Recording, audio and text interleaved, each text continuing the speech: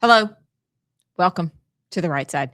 I am Amy Beth Shaver with Allison Sinclair and JP. I clearly missed out on a fun event last night that you guys went to. And but I'm just glad we're all back together again. How are you people?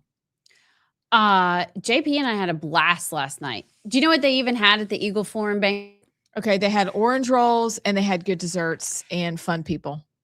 And you know the little blower things? They had those? Yeah. Yeah. Because it was their birthday. It was America's birthday and it was Eagle Forum's birthday. What And do you call those things? I don't even know. I don't know either. Those were the original kazoo blowers. A kazoo. Those were the original electronically powered toys that got on parents' nerves. Yeah. It was just people powered back then. Yeah. Yeah. And my mom cut that out probably at age 5.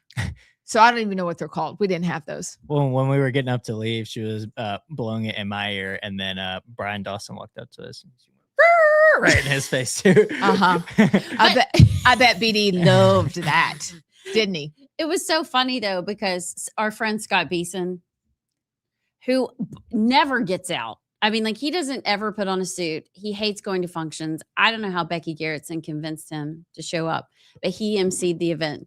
But he'd be up there talking, and all of a sudden, like, around the room, you just hear, Are you kidding me? Yeah. No, it was actually a lot of fun. They had over 1,000 people there, I would think. Yeah. And JP and I had orange rolls. You kind of missed out. Mm-hmm. But I get it. You had to do like the responsible thing and host. And well, we do. We do have a friend in town who is going to run the show for a few days, and he happens to be very experienced. Oh, should we go ahead and give everybody a heads up that JP's going to be gone? Yeah. The next 2 days. Luckily, Matt's here. He's going to keep us in line.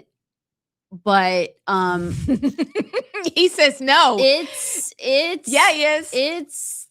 It's going to be fun. We're going to have a blast. This is the first time I've not been on the show with y'all. It's going to be good. We're going to have a great show today. We can do tomorrow and Friday. We can do it. It will be fabulous. Thankfully, Matt said yes. I used to work with him when we worked together on Larry Taunton's show. And Matt has a lot of experience. So it's okay. Maybe we'll get him to talk to us on camera. Probably not, but I'm still going to try. Because he's an old school producer and he's going to be like, not really going to talk to you. Am I right? Am I right? He has opinions about everything. So I think that was a challenge. Well, it was. And we're going to get him to talk to us tomorrow. We are. Just watch. He'll probably just nod, but I'm going to get him to talk. So that's the challenge. Here's the challenge. By the way, there's one story from last night I have to tell on the air. Okay, please tell. Allison knows. What's the story?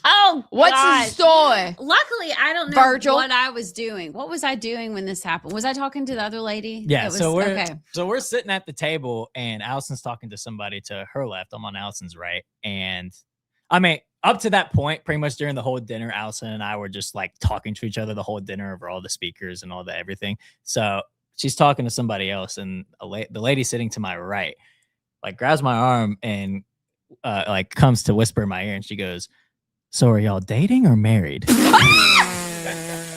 What? No. And I said, my jaw dropped, and I go, "Oh no. Are you kidding me? Yes. So what does that mean? Like, does he look old? Do I look super young? Is this like it's a compliment to both of you? Huh? It's a compliment. You look fabulous, Allison. Let's just establish that it's fact, okay? And JP looks great too. Neither of you look your age, so it is plausible that you could go together. Well, I said, "Oh, no." She goes, "Oh, well, I kept trying to look for a ring on her finger." I said, "No." She's like my mom. And she said, "Oh, well, how old are you?" That's so awkward. She said, "How old are you?" I said, 23. She goes, "Oh, you are young. But you look great, by the way." Oh my word. Clearly, did you tell her about the show so she could tune in and see? Well, she was the one that said she listened. She was the lady that said Allison's the one that always goes, "Oh my gosh." But I don't think she recognized me. I don't think she reckoned. Yeah. If you had had a hat on, she would have. Yeah, probably. But it reminded me of when we were at that lunch and the server rounded the corner and you and I are looking at JP and we're going, I mean, you do realize we're old enough to be your mom. He was like, just threw his hands up. And turned around and walked out. That was right after the State House show. And I was saying how much of a blast I had with y'all that day doing like the tour of the State House and everything. And she was like, but you don't get bored hanging out with us? I was like, no, not really. We could be your moms, JP. Look, he's standing right there. And there he is. And we're like, oh, that was awkward. He just skulked away. Yeah. It's just best I'll not just to leave say the anything. check here when y'all are ready. Yeah. He turned around quickly. I think he had like mystical beads on or something. But anyway, well, no. Chris and I got to talk to Matt when he got here last night, just as y'all were checking in and things were getting cranked up. So there's that. Also, I don't know if this has happened to any of y'all, but I actually ordered from Jimmy John's last night. I had some coupons on DoorDash or Instacart. Honey, that was me. By the way, I think you thought it was Molly. It's your wife ordering us dinner. Guys, I ordered 3 things from Instacart / Jimmy John's. How many things do you think I ended up with? 2. And I thought, like the bag feels light because I ordered 2 of our usuals that Chris and I like the same thing. And then I ordered an extra wrap. I just was feeling like I should do that. And so I got inside, opened the bag, looked at my receipt. And so I was pulling everything out. And I was like, oh, so it looks like either they left my sandwich behind or they had a snack on the way to my house and only gave me 2. Stop. What do you guys think happened? You think it's just behind at the Colonnade Jimmy John's? Or Stop. do you think my guy ate my wrap? Oh, wait. Do you know what happened? No, I'm just wondering if this has happened to you and what are the odds? Left behind or chowed down on one of my order items. I could say chow down because I've been given a McDonald's chicken nugget with a bite out of it. So it's plausible. Cute. Great. I'm going with left behind because if you ordered 2 of the same thing, I'm guessing they probably just saw like 2 line items, but not the 2 in front of the line. Mm-hmm. I'm really using deductive reasoning. That's here. excellent, Allison. Did you are firing on all cylinders. Did you call the store and say, yo, is my sandwich still on the counter? Well, the restaurant disavows anything once it gets delivered, which is not great because I did read the bottom of the receipt and I hopped on Instacart and got through to their delivery, Uber Eats. Nobody was really willing to help me. So I did do some investigation. And then I thought, well, I need to know, friends, if that's happened to you. You placed an order and, okay, so 2/3 is not bad. But what if I'd actually needed that like zesty chicken wrap after all?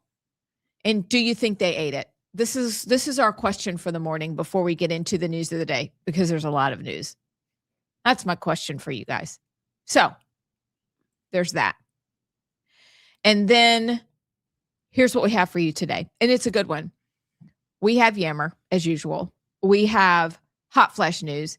And you guys, we have allegedly, yes, on a Wednesday, on a What the Hell County Wednesday, we have allegedly. And from each of us, I gather it's going to be really good. Plus the news from JP's montage. So whatever you do, don't look away. Well, we already have a text in about your story. Yes. Ella texted me and said that she ordered once a huge bucket from Auntie Anne's and watched the lady take her order home. What? Wait, what do you mean? So did she have the tracking and so she could see that the lady? So Ella. it's plausible. People do that. Wait. I don't dash the doors, so I don't know how this works. You can track where your dasher is, like, and see them driving to your place to see how far they are. Okay, and so she just did a Yui and went to her. Just watched her take it home. And how do you what's the remedy for that situation? I It's don't know. it's not easy to rectify. And what do you do when you have a bite out of your nugget? I just kept eating because I was hungry. I just didn't eat that. JP! What Ew. if they licked all the other nuggets? Ew. Well, the problem was I was so hungry. We were on the way to John Wall's wedding, and I was like 4 or 5 nuggets in, and I just hear her Ella next to me go, "Did you do this?" And I look, I'm mid bite with like nuggets in my mouth. I see the bite, and I just go, and she goes, "We shouldn't keep eating this, but I'm really hungry." And I said, "Let's just act like we didn't see that." That's funny. Do you know what I did after that? You didn't Even though I die. heard your chicken nugget story, I may or may not have gotten to the Shoals, and I drove through McDonald's, and I don't go to McDonald's very often, but I couldn't get the chewed cheeseburger meal out of my mind. I only had one cheeseburger. Chewed cheeseburger? Two Two cheeseburger cheeseburgers. meal. Oh, I thought you got it. Okay. No, I didn't get a chewed cheeseburger, but I thought, maybe JP had a chunk taken out of his chicken nugget, but I too am starving because it's 8:30 by then. You're not going to get any decent service at the hotel, even though they have room service. It's going to take another hour. What choice do I have? Yeah. And so because of you guys, I went ahead and I braved it. Because And I it went was. through McDonald's because you went through McDonald's. Let me just say, if I wasn't really hungry and in a position to where I could get something else, I probably wouldn't have eaten. I'm pretty sure I didn't put my McDonald's on our food diary with Bobby. I don't know. I know you do not. Allison, we know you don't like fast food. Y'all We should were have shame. starving. Shame. I just can't. I can't fathom. I worked at Chick-fil-A. I just can't fathom like taking a bite and putting it back. I'm a bet it That's was an accident. gross. The only time we would do that is if a fry fell out in the little fry thing, and you look to see if a manager's not looking, and you just kind of eat it and keep going. That was it. I just can't imagine eating something and putting it in there. That's called not having good home training. Mm. Is what that is. It's just being mean. Anyway, all right, you guys, are you ready? And by the way, I'm not doing a New York Times or Word of the Day. I'm doing Merriam-Webster's Word of the Day. Are you ready for Don't Look? My eyeballs are closed. Her eyes are closed. I'm not cheating. Word of the Day. Matt can't hear this music. No, so he can't. doesn't know what we're doing. He'd like the music if he could hear it. 3, 2, 1. Okay, this is a good one. Okay. All right, it's a verb. Okay. And Brad from Crimestone, I'm counting on you. See how many days this week you can get them in a row. This means to gradually go from an advanced state to a less advanced state, or to pass something such as responsibility or power from one person or group to another at a lower level of authority. Demote. You're very close, actually. Matt, sometimes I cheat and I look, so I have to close my eyes. Into which she usually gets Allison. But I'm not But hey, cheating. at least she says when she cheats. I She's am very honest. I'm Is there an honest cheater. cheater, or is that? Yeah. I think that's an oxymoron. I think that's an oxymoron. Not demote. It's also probably how we could describe our government. Oh, I It's think done Brad got this. it. That's a. Yeah. Is You're on the that fair? You're on the right track. Fair. Why does Brad? You're on the right track, Allison. Come on, keep going. You have 30 Demote, seconds. Depress. Think Come about going backwards. Yeah. I'm not- de-escalating. D Oh, you're something. so I'm close. nuts. No. I'm going backwards. Okay. Think about what's a word to get better and to progress. Starts with an E. Escalating. No. Did I already say that? No. EV.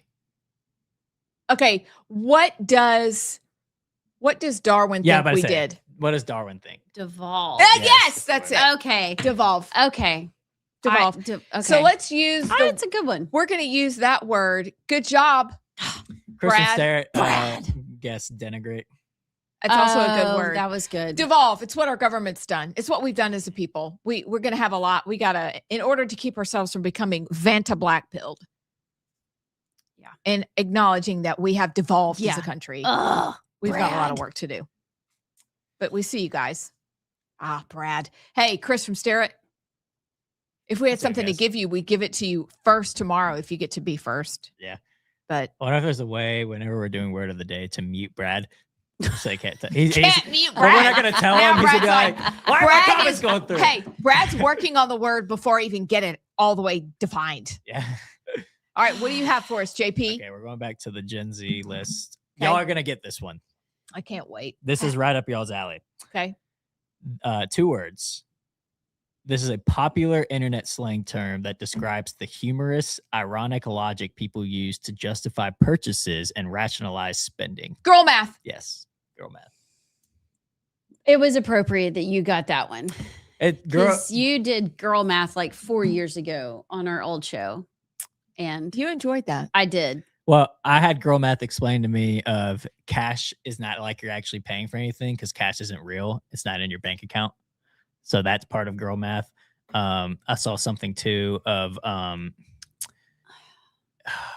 something with if you get a discount on something and then buy something and then get something on top of that, you really pay. I don't know. It's complicated, but it's a thing. You just look up girl math and it's how they justify shopping, essentially. I had a college boyfriend. This is before I met my one true love. Explained to me that girl math was not real. And I said, but I was going to save money. And we had a reality check about girl math. He was like, you were already going to spend the money. You saved nothing. And I was like, yes, I did. I saved what I would have spent. No, you did not. It was then that I knew we were on our way out. I need somebody to play along with me when I want to do girl math. Okay. Guys do man math when it comes to large equipment or technical equipment. Man math is just math. It's man math.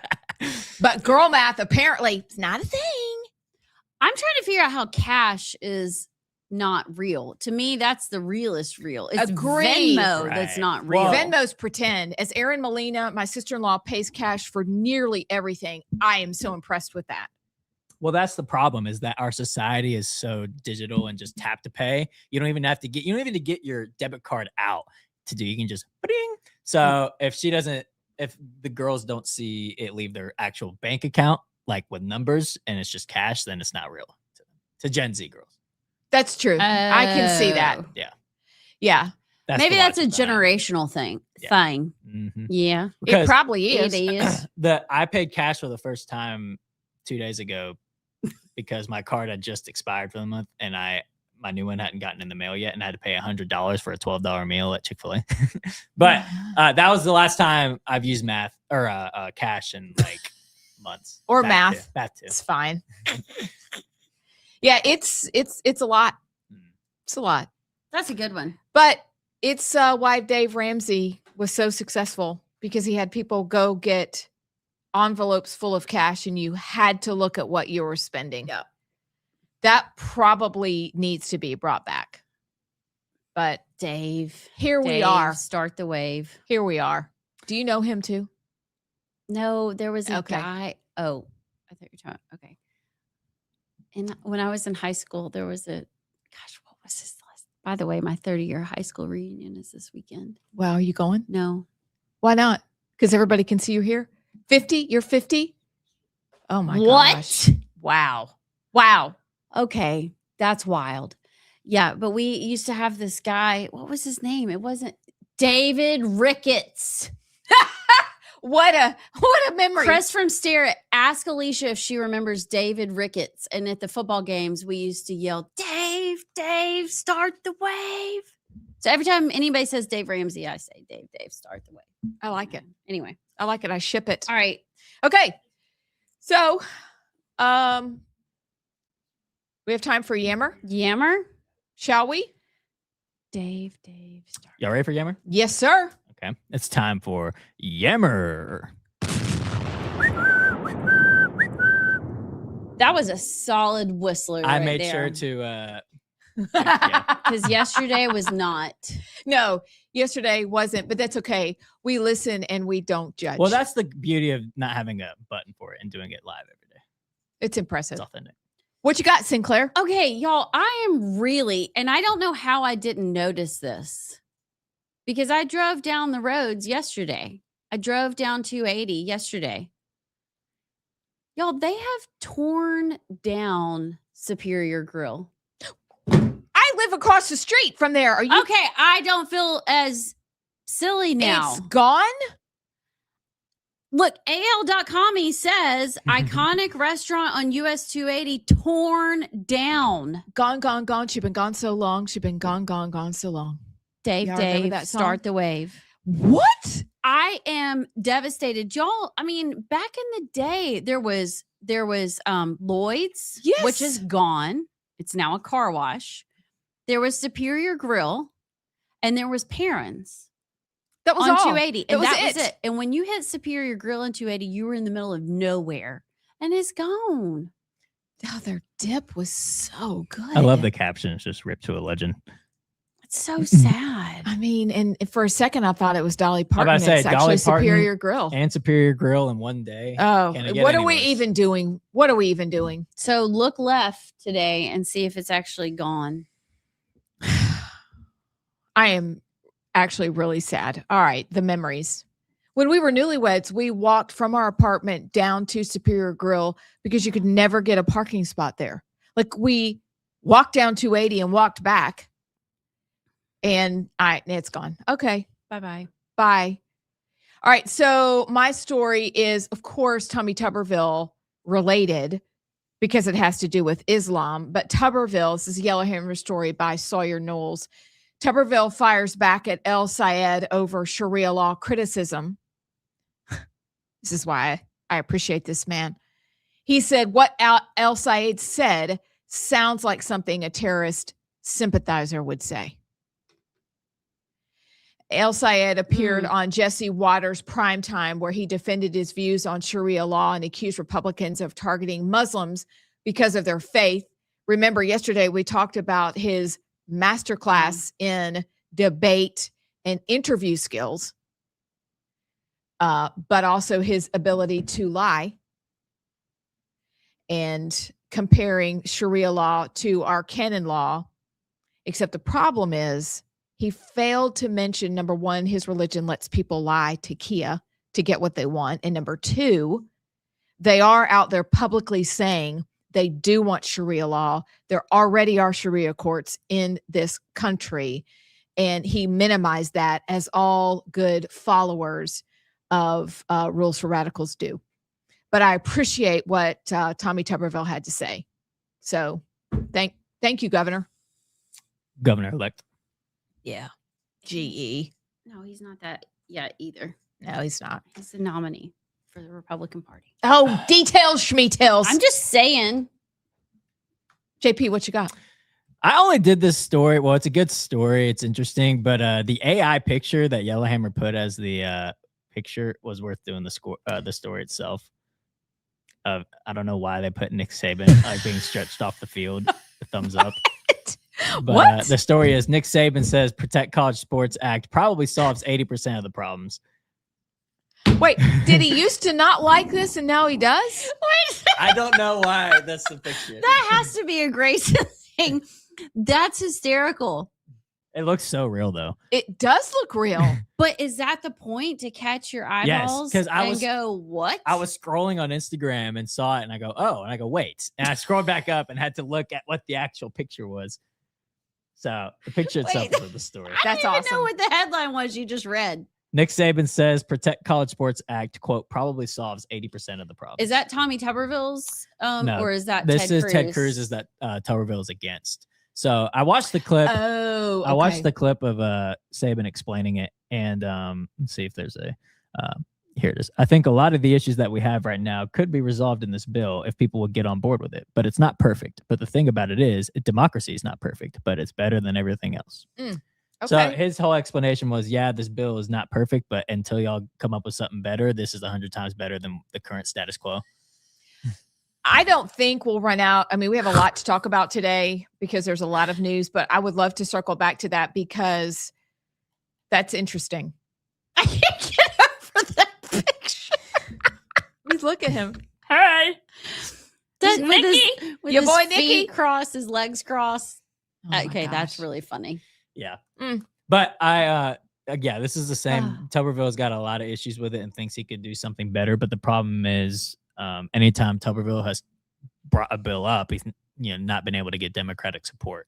So I get it.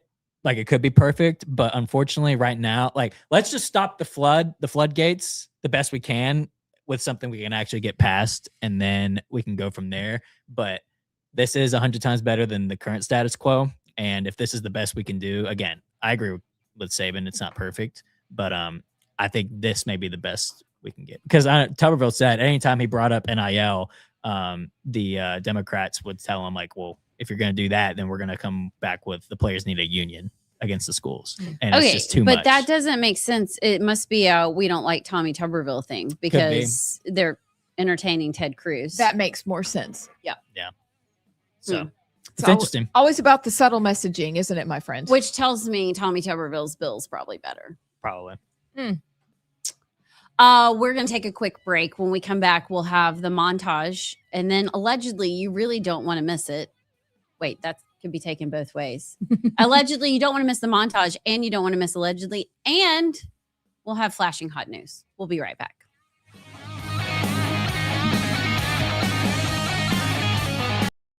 Shaver with Allison Sinclair, and we can hardly believe who's sitting down with us today. We are honored and thrilled to welcome Jason Bartlett. You probably follow him on X. You've seen his walk across America to bring a spotlight on South African farmers, but you also probably haven't heard his cruise ship story or any of the other stories we're going to talk about. For example, his pilot license and DEI, or even maybe celiac, or the face of immigration. He's been to the White House. He's been retweeted by Elon, but he lives in Alabama, and he's here. Yes, I am. Thank you very much for having me, ladies. It's an honor to be here. We're so glad you're here.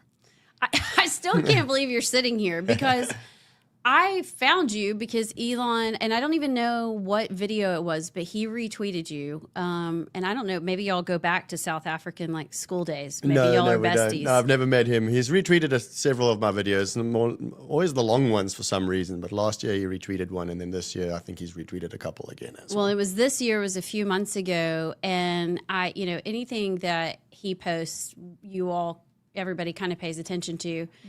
And I started listening, first of all, every Tuesday for a while growing up. Me and my son, we would speak in a British accent. And so that caught my ear first. And then I started digging in. I'm like, holy schmoly, he lives here. Yeah. And he's one of us. Yes, I ma'am. think you called me. I'm sure I freaked out and sent everybody the text and was like, we have to get him on.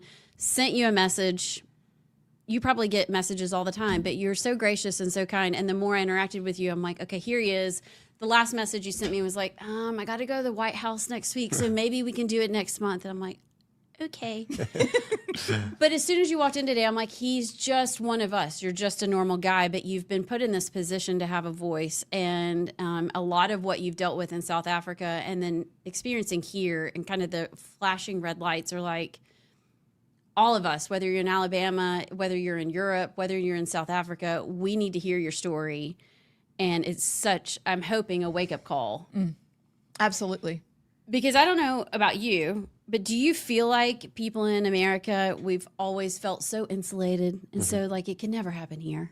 Yeah. I actually made another video that's probably going to be retweeted this morning by someone like Elon. I just made it as a warning to the West. I'm so sick and tired of this narrow-mindedness where people think it can't happen, but within 10 years you could have 10-foot fences around your house. It doesn't happen. It happens gradually. It does happen overnight, but it happens also so gradually, and it's snowball effect so quickly. And it's just small little things like I said this morning in a video. It's like, okay, we're not going to do anything, but we want this sport to be more inclusive. So you have to have one black and one Muslim and one Indian in your soccer team. And then all of a sudden, it's like, okay, you're not allowed to speak English. You have to speak this Islamic language. And this happens so quickly. I've seen it. I'm 39 years old, almost turning 40 next year. But that's why they try to silence me. And that's why I think I've got a bit of a voice, is because this is not something I've heard, something I've lived through, something I've experienced. I've been persecuted based on the color of my skin. And I want to I've been standing on the rooftop since 2020 in the United States, screaming, wake up, America. But on the positive side, I do see a small horizon. And that's why I'm always so bubbly, because I know this is the last frontier for the West. So you've lived it. What is it, for people who may not know your story, that you have lived through that makes you get on the rooftops and shout and try to wake people up? So I'll go, and it's pretty gore, some of it, but I've spoken about it several times, and I've even forgiven the people that have done it, because I'm a Christian person. So, I don't like them, but I do forgive them. We'll start off in 2011 or early 2011. My wife's grandfather, he's Austrian, so he's not even a property owner in South Africa. I think he was a property owner, but he's a white man from Austria, married to someone that was in their 80s. And black men broke into their house in the town, also not on a farm. I think it was between Pretoria and Johannesburg. And they strangled him with a telephone cord, urinated on him, burnt him with cigarettes, and said, "Die, you white bastard." And while they did that, they continued to rape I think it was his partner, raped her to death, and she was over the age of 80. So it's inhumane things that happen, and he survived, and to tell the story, and all they got was a tiny little newspaper article that, normal murder, normal person passed away, a house break-in gone wrong type of thing. It's not a house break-in gone wrong, because they never stole anything. And at the end of it, they say, "Die, you white bastard." So it's racially motivated. And then going on after that, that's, we only met later on. I wasn't involved in that story, but that's what you realize is there is not a single person in South Africa, liberal or not liberal, white or black, that has not been involved in a horrific family crime. I've had my cousin raped. I've had my other cousin thrown into the trunk and driven around, hijacked and driven around. Every single.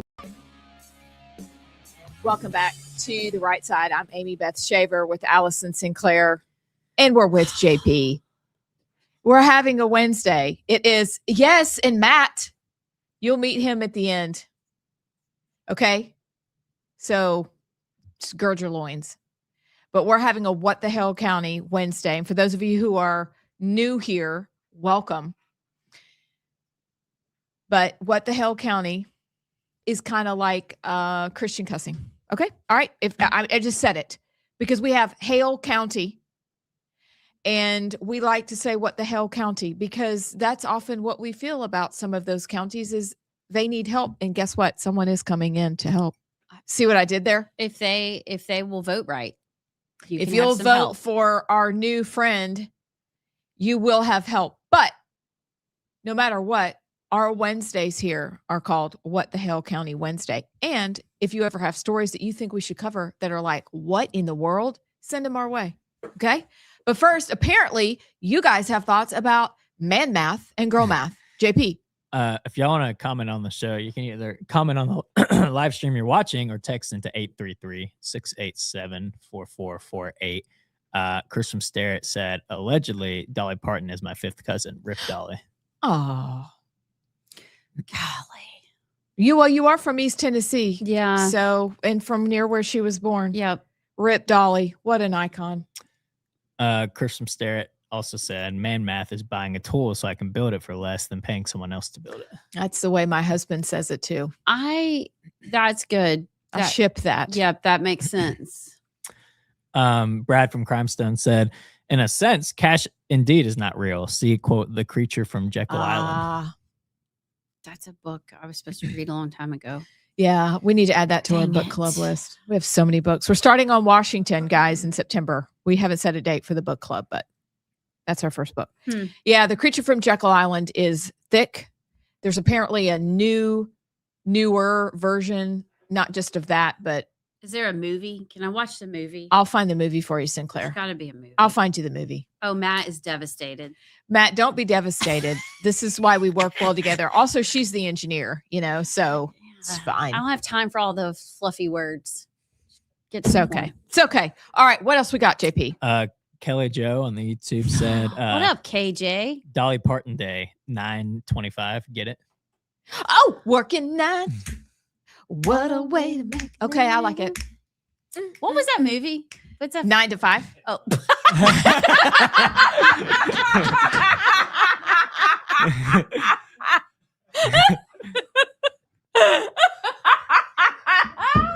I wouldn't have been able to tell you.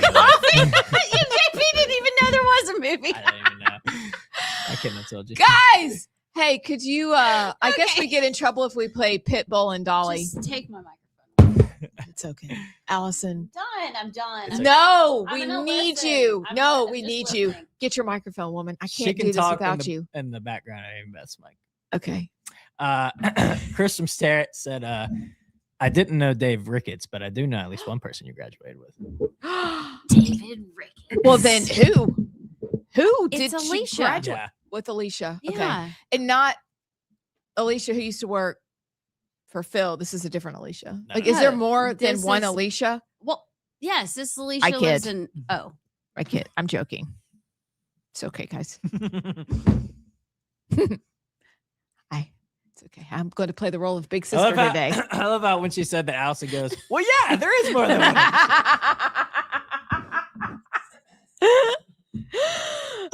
Okay. All right. Anything That's else? I need to go home. Brad from Crimestone also said, gov to be, GUV, gov to be. Gov. Yeah, the gov. The governor. As long Talk- as we don't hear the love gov anymore, I'm good. Oh God. My real question is the governor going to have twerking Tuesdays, Freaky Fridays, Thirsty Thursdays, and church on Saturdays? You forgot Wasted Wednesday. Wasted Wednesdays. I do miss the videos of him in front of the governor going, hello, Alabama. And, on and on.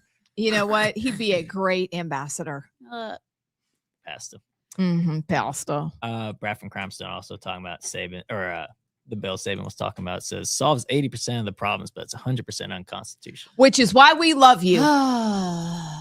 Constitution, schmonstitution. Who cares? We're a nation of laws. Give me all the flock cameras. Screw the Constitution. Yeah, we're going to spy on people because we can. I saw a video yesterday. I need to send it to y'all called If Flock Cameras Were a Person. And it was like this guy dressed up as a creepy dude with like glasses on his nose. And he's like, oh, hello there. Are you going Oh, please. Can to you the find it and store? play it? Please, please, please. Wait. Oh, hello. Are you going to the Yeah. grocery store? I need to see that. Yes. That's what we can. Okay. I also saw, did y'all see Oh. the Darth Vader going Okay. to the city council? And I was about to say that. Okay, for the longest time, I just saw the headline, but I actually listened to it's it. so funny. It's real. Can we play it yeah, today? Yeah, we can find Have it. you listened to what he says? Dun, dun, dun, dun, No, dun, have you listened to No. his speech? Did he do that? Yeah. It's, It we need the flock cameras. but he's really it's actually good. Okay, I need to see Okay. that, and also I need to see the creepy flock camera because basically, hi, Yes, exactly. how are you? Are you really? Do you really need that extra cookie? Hello there. Hi, did Actually, you that just would be helpful. roll through that stop sign, or was Your- that just me? And Your I, license plate is one day expired. Did you y'all, know that? wait, who is that in your? Is that your mom? You know, there's a warrant for her arrest. She's also late in paying her car tag. Hi. Hey, what is it? What did you just say? Do you think Jesus heard you say that? Y'all, no lie, we bought a new car and we're about 30 days over getting the new plate. Wait, I'm about to we say, know. I saw when you I'm parked not yesterday, kidding. you still have the Texas license Yeah, plate. it's bad. It's bad. And He can what's the printer called? I don't even know. He can print you a new license tag.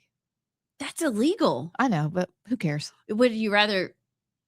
I guess driving around with the expired tag is illegal too. Well, look, they shot a movie next door, you know, in the summer. Remember that? And they just kind of pulled out different license tags to put on the cars for the shot in the movie.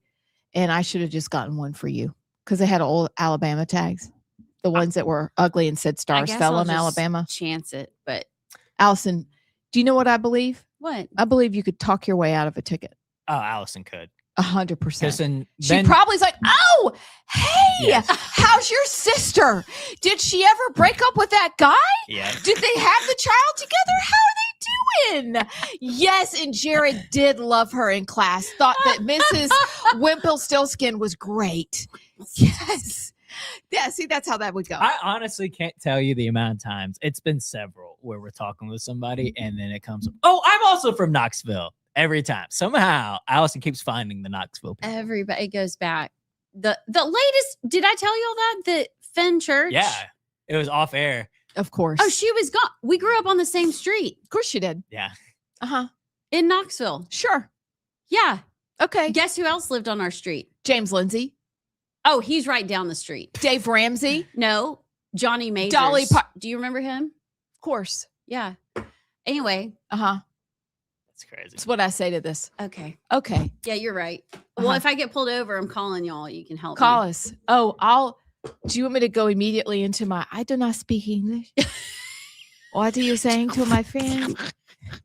I don't know. How I help you? I don't think that helps. To a buffet? That's probably illegal too.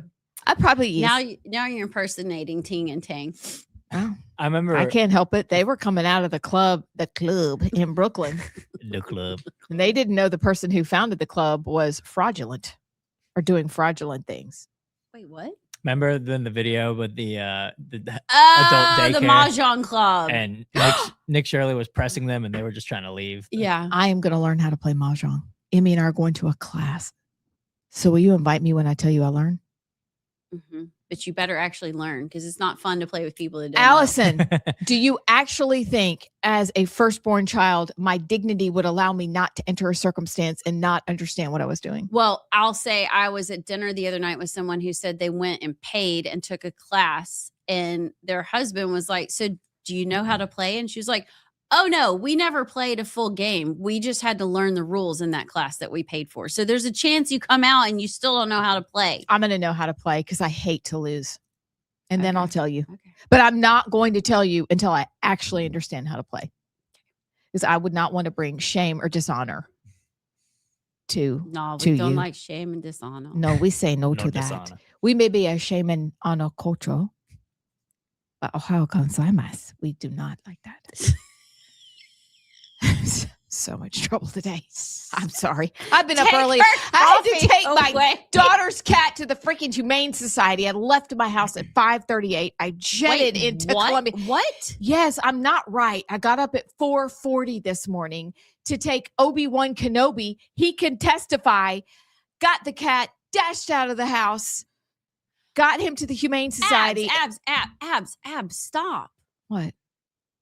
What? It's Why- getting popped and chopped. No. Oh, I come thought you were like on. giving it up, No. like turning it in. No, because Molly's a college student and she can't Abandoning. afford the pet. Oh. In order for them to sign off on Molly adopting Obi-Wan Kenobi, I had to take it out to get it popped and chopped. And once it has that certification, then she can actually take the cat home today. Thank God. It is a cute cat. But I had to Okay. dash it down to Columbiana to make the pet bus.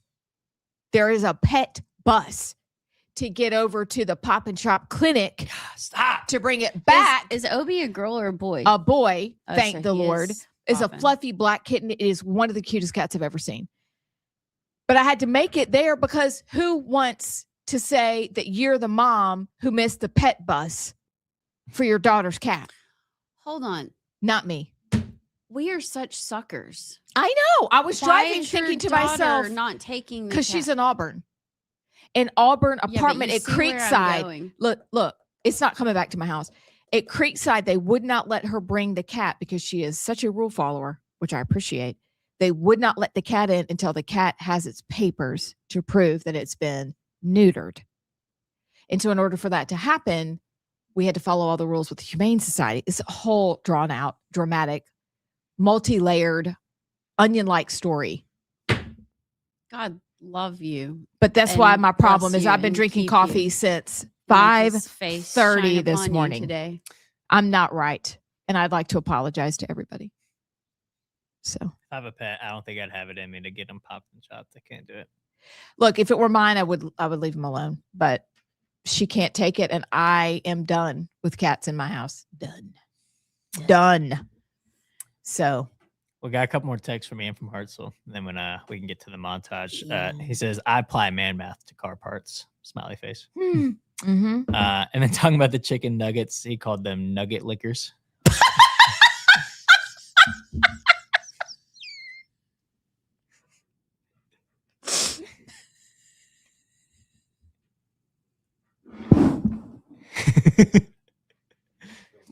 I didn't expect it to be that funny.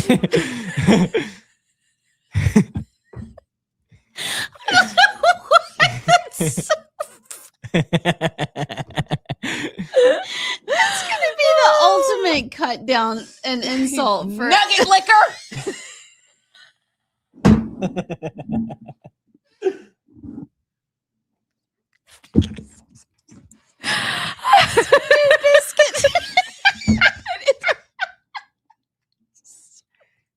Sorry. Okay, I don't know why that's so funny. I'm not scared. We're slap happy today. Oh god. both Okay. I crying. guess just I mean, it's like one thing for us to say it, but now everybody else. Oh gosh. Okay. Okay. All right. I don't know what to do with myself. Oh, all What did right. you do with my paper towel roll? I probably moved it. Probably moved it. It's my fault. Oh, it's so bad. Wow. Okay. Okay.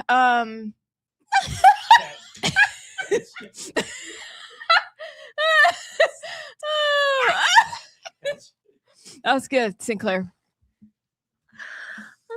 All right. Matt is regretting his decision right now. Are your eyes burning? Oh, they're burning. But I mean, it's better. It's not Okay, as I bad as need it was. some. I'm sorry. Just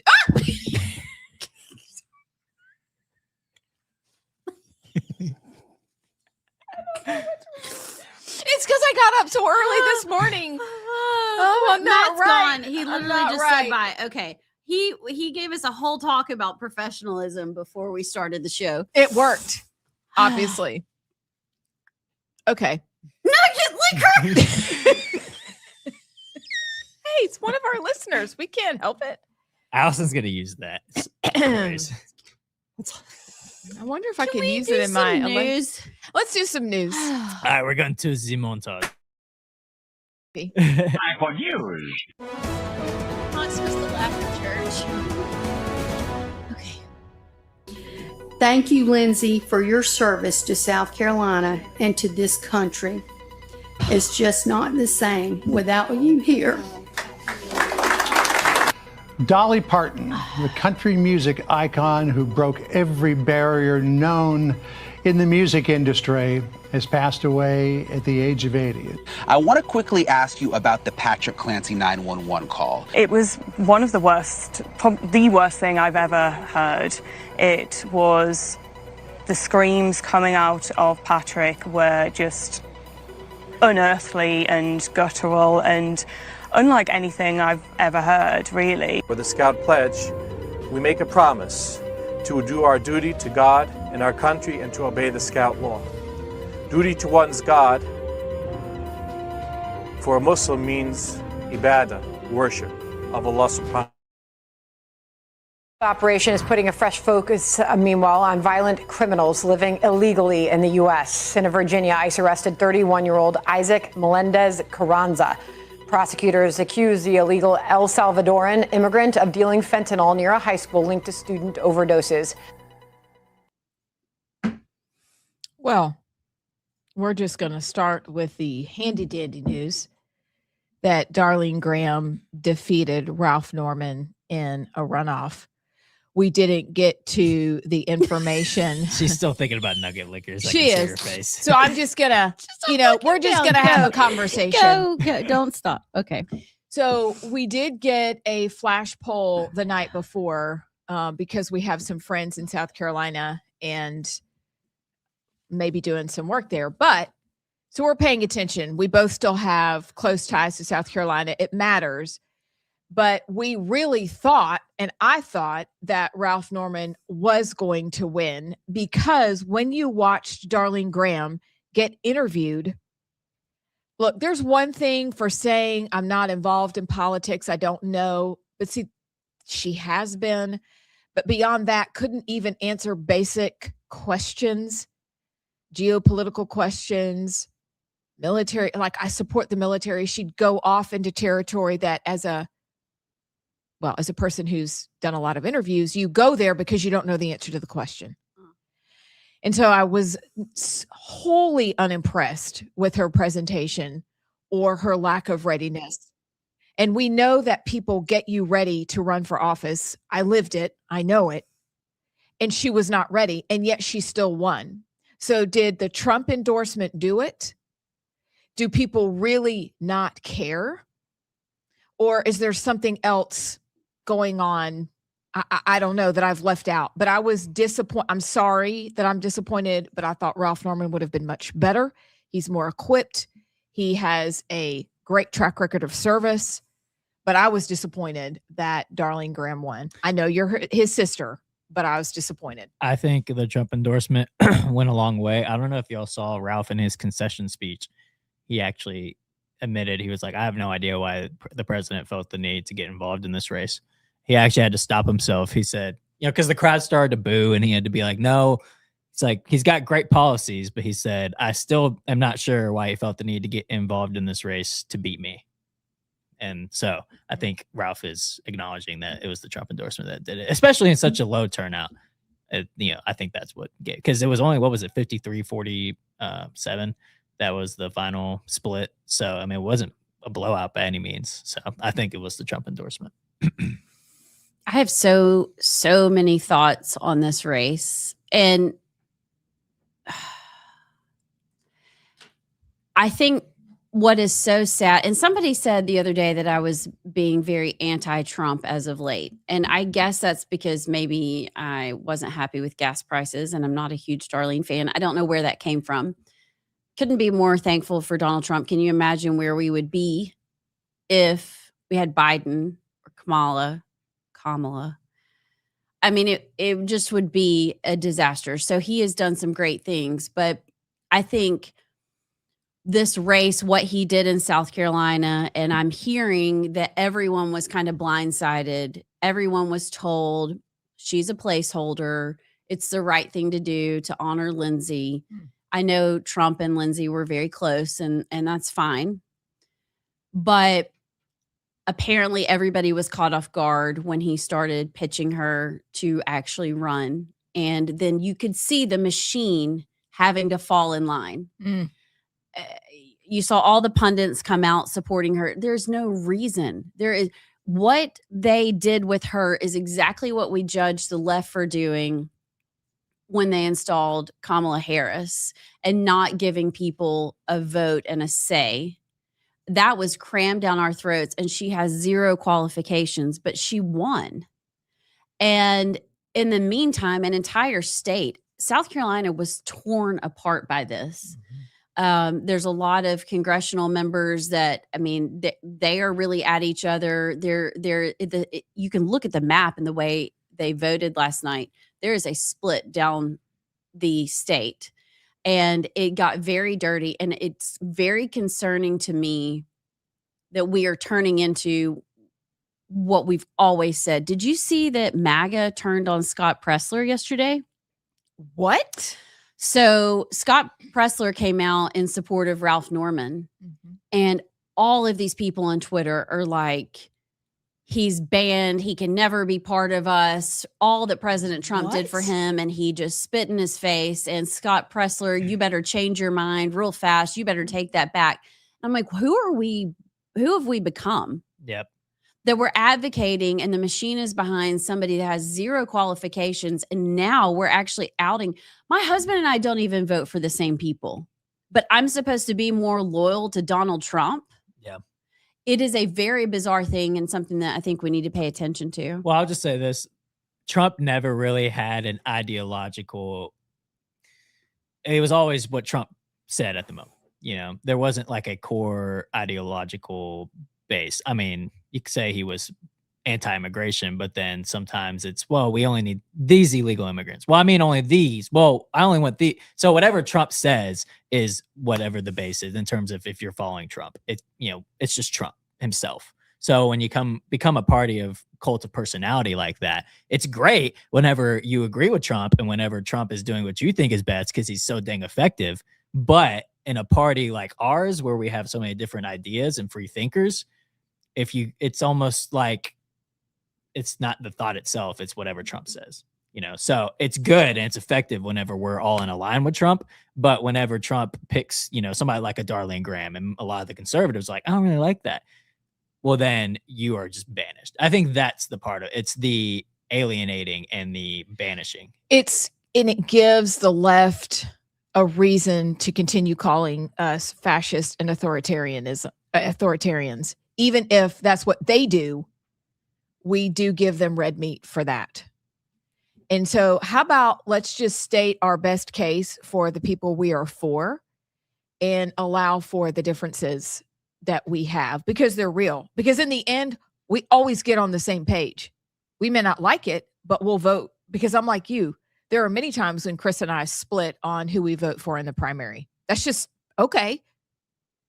But this idea that you are a terrible human because you don't vote with the president or agree with his pick is foolish.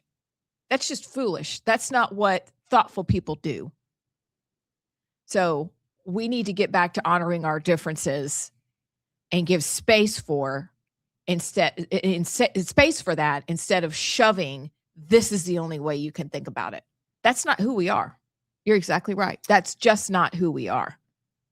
I'll throw this out there too, and I'm sure you have more wrap-up thoughts, Allison, but Darlene is the GOP nominee for South Carolina. Can anybody tell me a single policy position of hers other than she's in support of nuking the filibuster for the Save America Act? And she's now the GOP nominee, and what was it, just a week ago, she couldn't answer a question on China because she's, quote, not well-versed on national security. So that's troubling.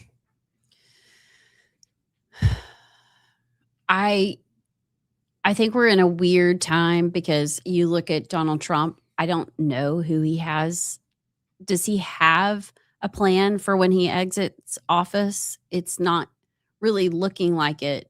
But right now, it seems like, and whether it's from Donald Trump or just other people within our party, we're losing the ability to respectfully disagree and have differences of opinions. And that's scary because we're going to have to coalesce around someone.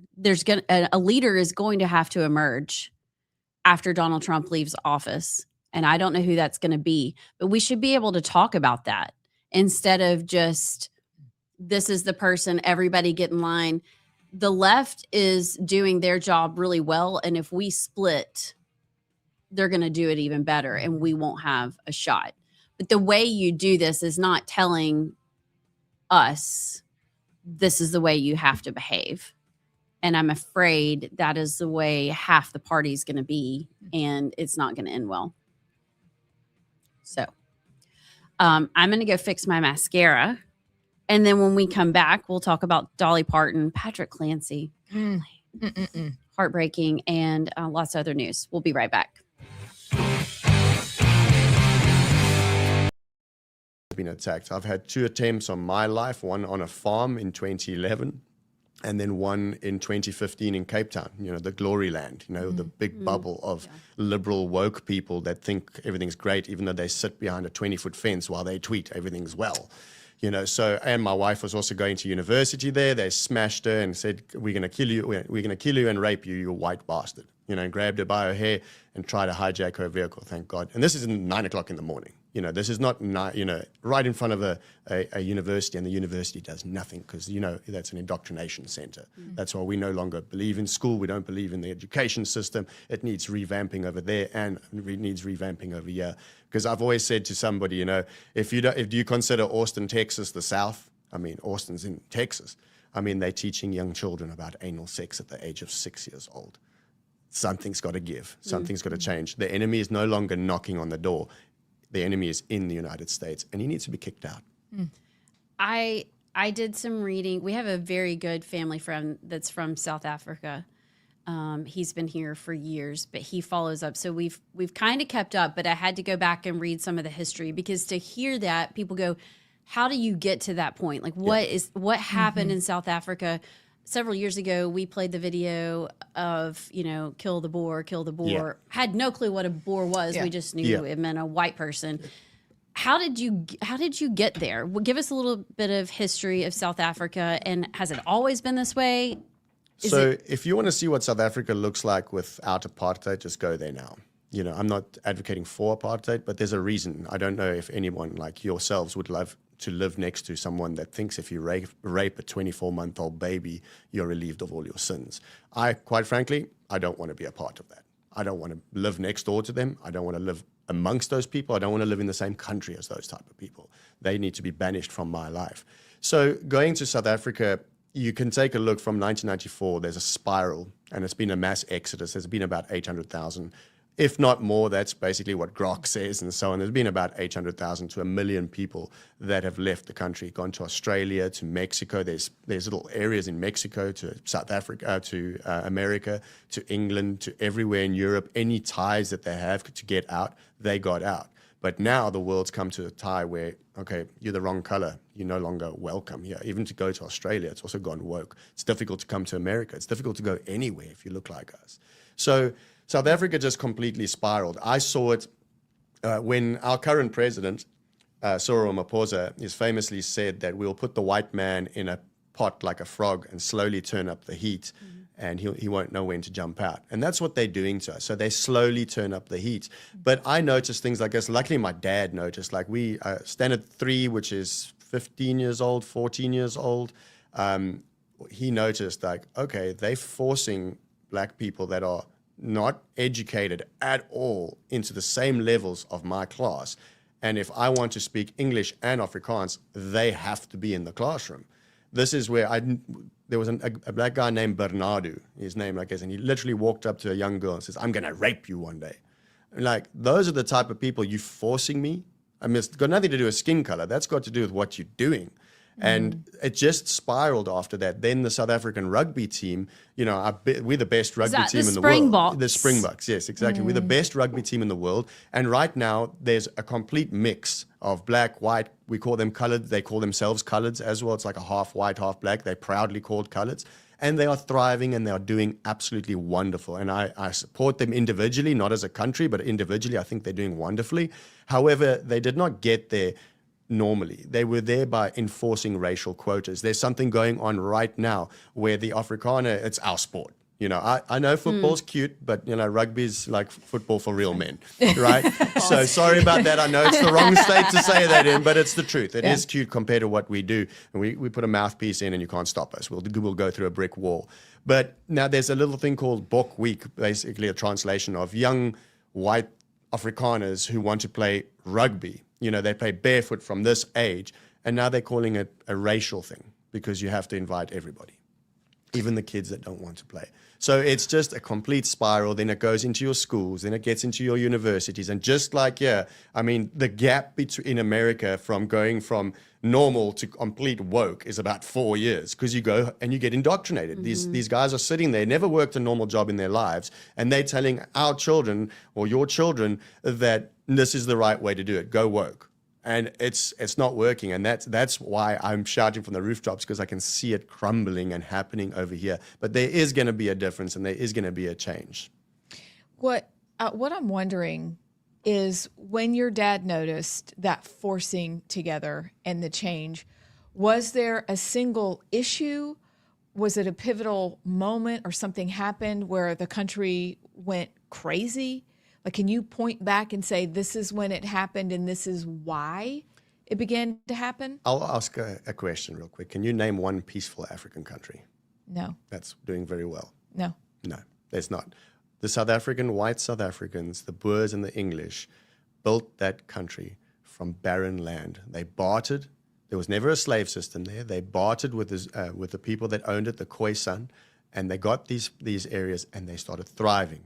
They started thriving and they built it. You go look at Harare, which used to be called Salisbury in Zimbabwe, where a lot of my family was driven out of there. Farms were taken away from them. Everything you look on the map was built by white men. And that's just a simple answer. And everything just gets destroyed. If you take it, everything they touch, they destroy.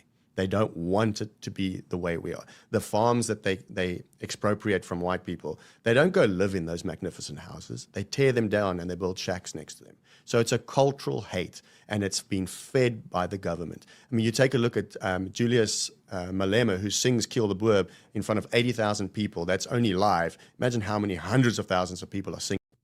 Hi, welcome back. I'm Amy Beth. She's Allison. He's JP. We are the Right Side, rolling through the news of the day. Story numero dos is a terrible story because an American icon has gone to heaven. And if I see one more person saying she's gained her wings, we're going to have a conversation. You do not gain wings when you go to heaven. You do not become an angel. You go to enjoy your heavenly reward. And Dolly Parton has done that. And we are so sad because she was a universally beloved figure. And so thoughts from you guys. And then number two, most importantly, what was your favorite Dolly song? Well, 9 to 5, of course. Of course. Of course. It's so weird because growing up in Knoxville, she was, I think, born in Sevierville. Mm-hmm. I think that's where she was from. It's true. Didn't really hear. I mean, you didn't hear that much. Maybe Chris from Stare will disagree with me, but she just was somebody that was out there. There wasn't this whole special link to Dolly. I didn't feel in Knoxville. Although I did, when I was in high school, I did a commercial for Dollywood. That was fun. But didn't you ride a ride? I had to walk. Like I can remember it's like by the watermill thing. Anyway, yeah, I remember. I guess I remember walking in front of the theater. Anyway, so that was kind of cool. But I don't remember knowing like so much more about her, even though we were kind of so close. She just was always there. I think that's what's weird is, she died at 80. She looked the same for the past 50 years. And it's like, she just was a staple. And she kind of seemed to transcend generations as well. Like my kids love her. She just was one of a kind. And I guess she had been battling cancer. Did anybody know that? Mm-mm. I don't know if they ever went public with that. So, I don't know. This is I never was in the Dolly Parton crowd. So I saw a girl that I went to high school with post on her Instagram story that this was one of the worst days of her life. So, but like, I just, and when I was talking to my Aunt Lily and she was like, you don't understand. And I got a lecture for about 5 minutes about the importance of Dolly Parton and how she went to a Dolly Parton concert in Birmingham with my grandmother. And she thought that part of the concert was she was going to be able to meet Dolly because that was her first concert she ever went to. And when she found out she wasn't, she cried on the way to the car like that and sent me a picture of her Dolly Parton doll that she had. So I don't know. I guess not my, not in that crowd, but obviously she was a staple to so many people. Yeah. Stabilizing. I like that word. She wasn't political, which was refreshing. We can kind of figure, nobody really knows, but there's something about music that unites people. It's something about the lyrics in her songs that were humanizing and unifying, and you can see yourself in them, or you can feel it and you can feel the heartbreak, like Jolene, which is one of my favorite songs. Also 9 to 5. That was the first song I knew she sung. And then I really love Jolene. But we are missing those kinds of iconic figures that you don't really need to know anything else, but they have this gift and they shared it with everybody. And we'll miss that gift. And not just because you can go buy her t-shirts at Buc-ee's, Dolly for president and all that stuff. She had a gift. And she had a great story rising. They paid her midwife or doctor in potatoes with a sack of potatoes or cornmeal, I think. Yeah. And so it was a true American story of greatness all the way around.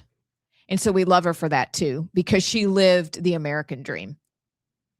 But I don't know how many more of her there are, unless in our own little ways we try to live that out. But we will miss her. And I saw that Jolene was trending. I think 9 to 5 was trending. Like for the next week, we're only going to be listening to Dolly songs, apparently. I did see this. I think it may have been Matt Walsh that put this out, and it made me think. Dolly Parton really was one of the last universally loved figures in American culture. But you think about it now, and every major figure is political to some extent. They're polarized to some extent. They're canceled to some extent because something they did in their past. So, I mean, Dolly was kind of the last of that era, but then you think forward now and it's like every figure that's public facing, because of the current state of our polarized, climate, whether it's political or whatever, it's almost sad to think about. Like there's very few figures left that everybody universally is kind of loves. Okay, wait, let's think about that. Who could we say has remained neutral? Actor, singer, even people entrepreneur who may or may not have had trouble. What do you mean? Well, I'm thinking about Michael Jordan. He's not particularly political because he believes that Republicans buy shoots too. As Chris was telling the story last night. He doesn't speak out.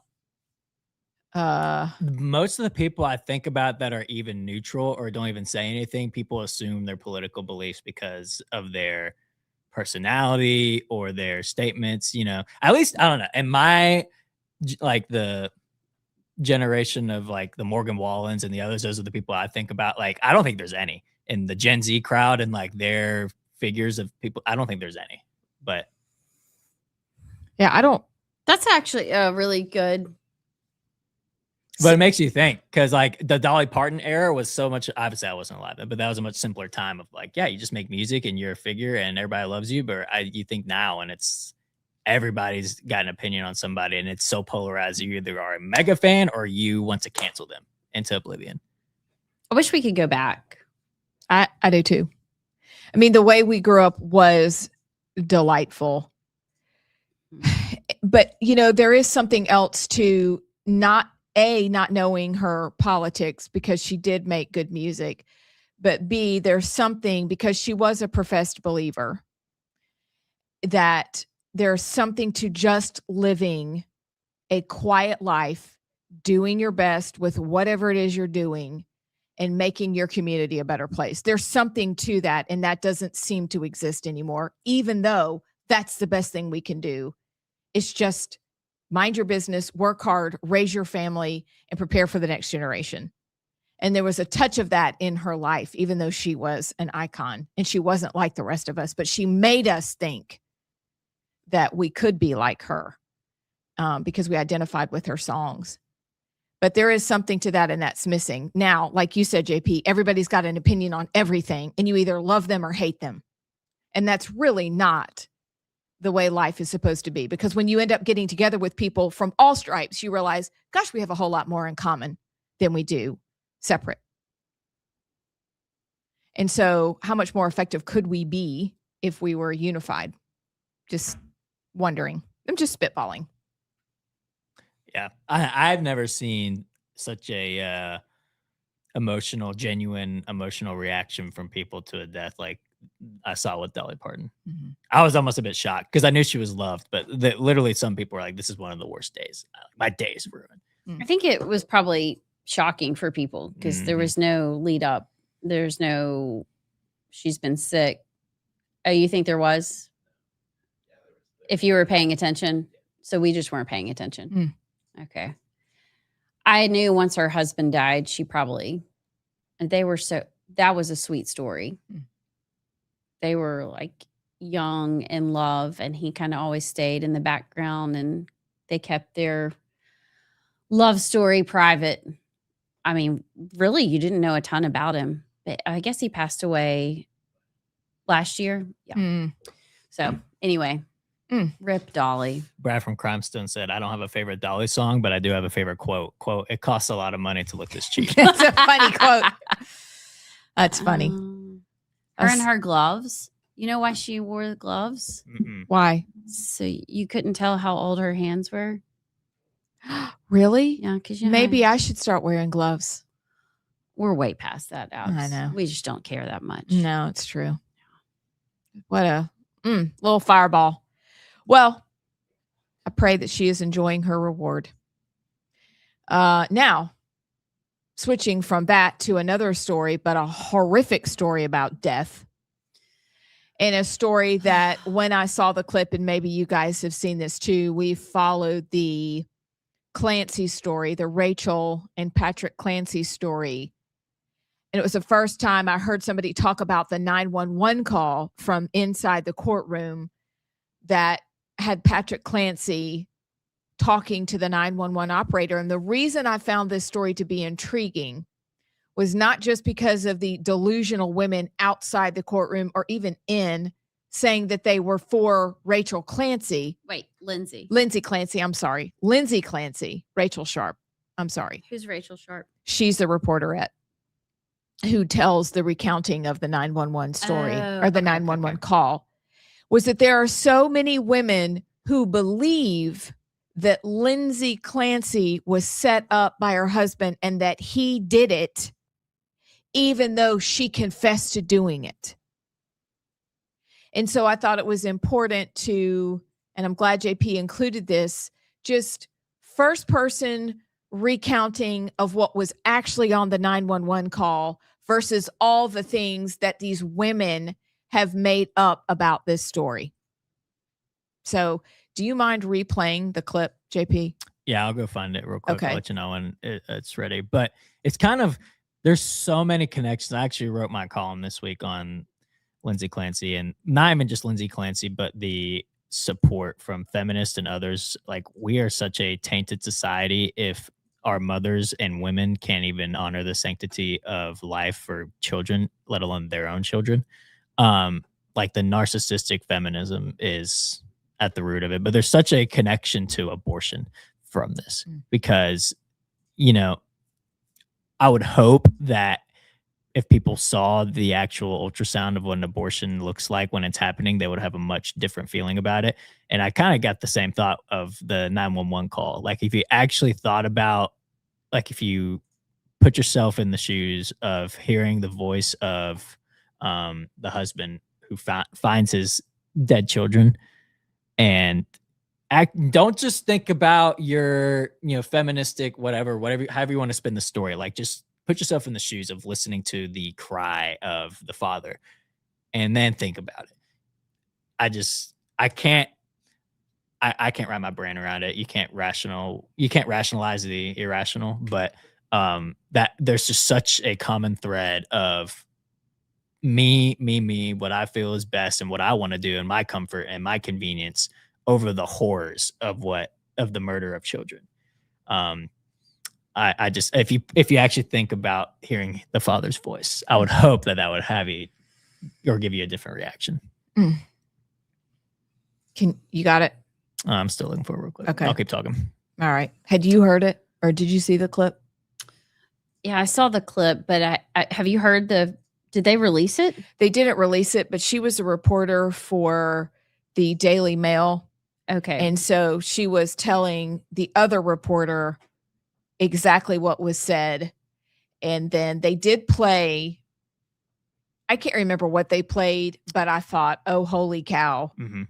And I sent it to some people in my family. I was like, y'all need to hear this. Because this refutes some of the delusional stories that are going around about the whole situation. I want to quickly ask you about the Patrick Clancy 911 call, because when Patrick Clancy arrived at the house, found his wife outside, had jumped from the window, and then found the kids inside, there was this awful 911 call that has not been played publicly. But you have heard the call. You are one of the few people who has heard the call. What did it sound like? Yeah, I mean, as you say, that call won't be released. The live stream was shut off at that moment, so only people who were inside the courtroom heard that. And it was one of the worst, the worst thing I've ever heard. It was the screams coming out of Patrick were just unearthly and guttural and unlike anything I've ever heard, really. And, you know, I think it's important to note that, you know, the beginning, as you say, that he found Lindsay and he was panicked. You could hear the panic in his voice, but he was still very coherent. And he was able to talk to the dispatcher about getting emergency responders there. He was able to reassure Lindsay. And then when emergency responders arrived, he was heard saying, I'm just going to go check on the kids. And obviously he had no idea what had happened at that point. You could hear him running down the stairs and then just these unearthly screams. And yeah, and then he was unable to speak. His words were indiscernible until he screamed out, "She killed the kids." Oh my gosh. And I mean, the whole courtroom was just torn apart by it. You know, it was jury members were crying, Lindsay's parents were crying, members of the media, the public. Lindsay herself hunched over the defense table, quietly sobbing, but then when the judge immediately called a recess, the second that stopped playing, he cleared the courtroom and she broke down in loud, uncontrollable sobs. I mean, it was very distressing to everyone in that room. Yeah.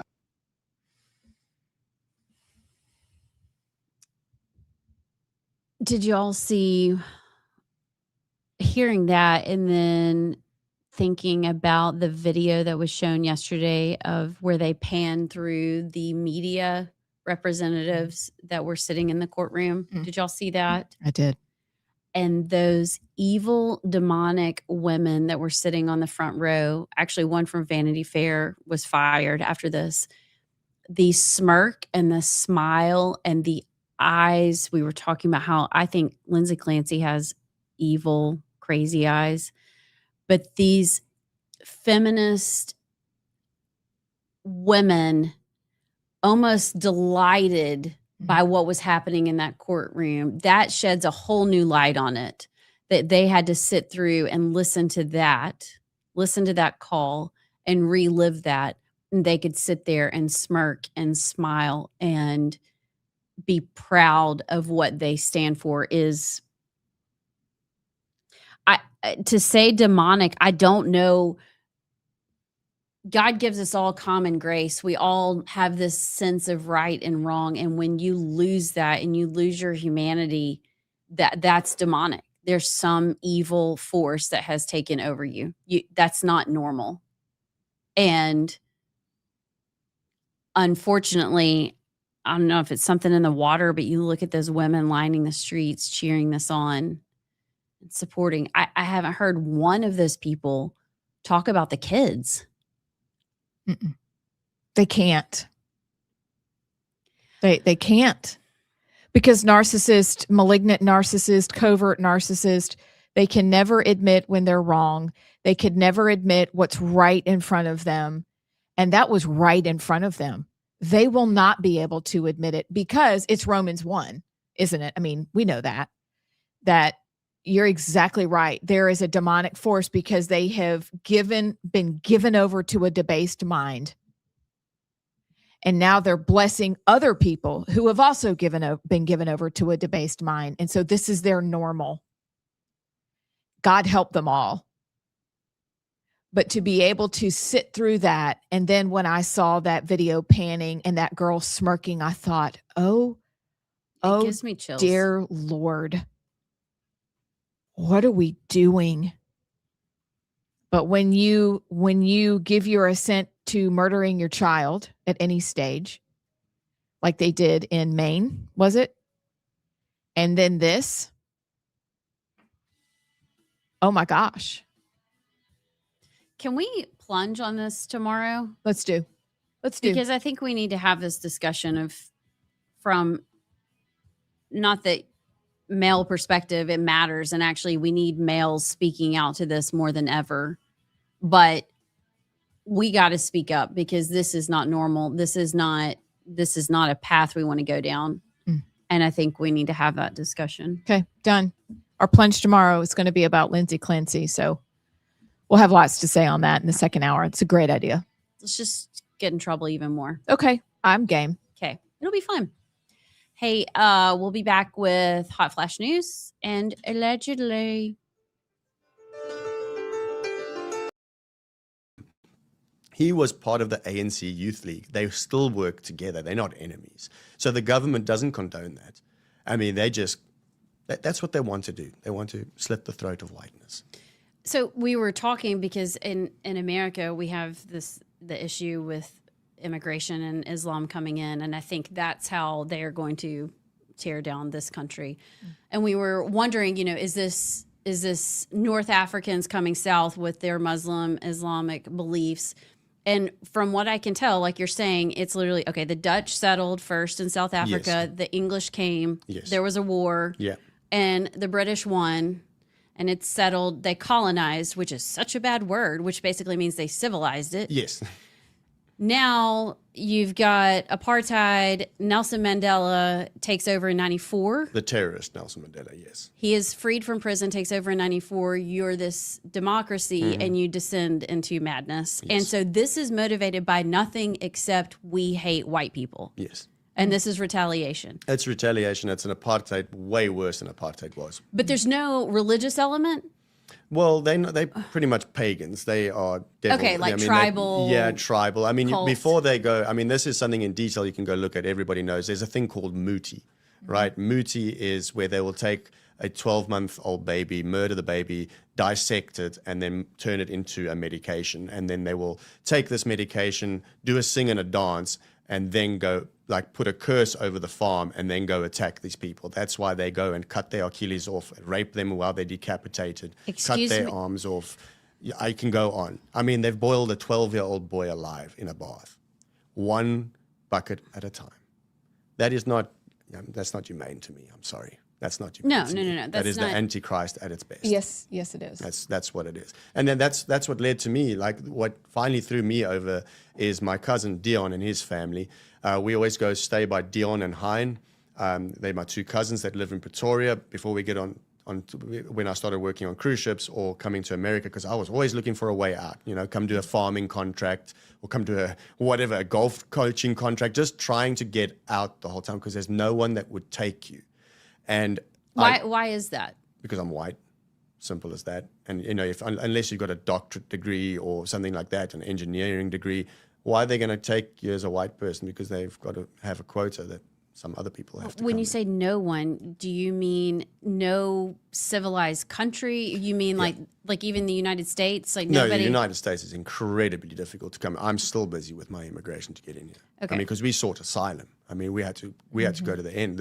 And why I sought asylum is because of my cousin. So I get just before we left, my cousin says, "Hey, you can't come stay by us," because Hein, luckily they weren't like the next one I'm going to tell you. They were tied up in their house, ransacked the house, and luckily something happened and they left. Then a few months later, we had stayed by our cousins and we flew out to Miami waiting to get onto a different cruise ship to work. And my mom gives me a phone call and says, Dion has been shot. And what they did is, and got all the proof and all the videos, and unfortunately, he was having what we call a braai. It's like an outdoor barbecue. We eat a lot of meat. We're big meat eaters. And it was about 11 o'clock at night, and 8 black men broke in past a 20-foot electric fence, right, on a small holding. So they're not coming there to steal something, even though that's what the police try to say. Oh, it's a break-in because of poverty. It's got nothing to do with poverty. They shot him through the back of the head. The bullet came outside on the top of his eye. They pushed him into the fire, burnt him with a grid, and urinated on him, and also said, "Die, you white bastard." He survived. And his 8-year-old and 10-year-old daughter and wife had to watch this. And they went and beat them up, ransacked the house, and this is just a normal burglary. That's where I drew the line. I was working on a cruise ship. We were sent to Galveston when my mom told me this. And I did an auction. I was an art auctioneer on the cruise ships. And I stopped the auction afterwards, and I said, my now wife didn't know anything about it. I get teary-eyed because it was a decision that I'm never going back there again. Mm-hmm. And I stopped there and I said, "Hey, I'm not going back. We've got one option. There's no other option. We have to seek asylum Tell your mom and dad, you're not coming back. I haven't seen my parents in 8 years. I haven't seen my brother. My sister died and never saw her. I've never seen her again. In 2019, she passed away when I decided to, 2 months after I pled for asylum. So F those people. I will not stop until that government is overthrown in a violent way, if it has to be, because they need to be eradicated. They are shouting, kill the white man, kill the farmer, kill our people. And we're not like that. We live in peace and quiet. I'm thriving in Alabama. I've got a 150-acre farm. I work 2 jobs. I go to church. I'm part of a farmer's market. And I'm going to do absolutely everything to give everything back to the hand that is feeding me, because I am going to be the face of immigration in this country.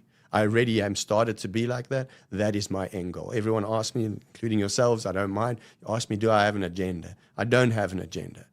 Good overcomes evil every time. And if I have to be the vessel that delivers that good, so be it. Sorry. So It's so.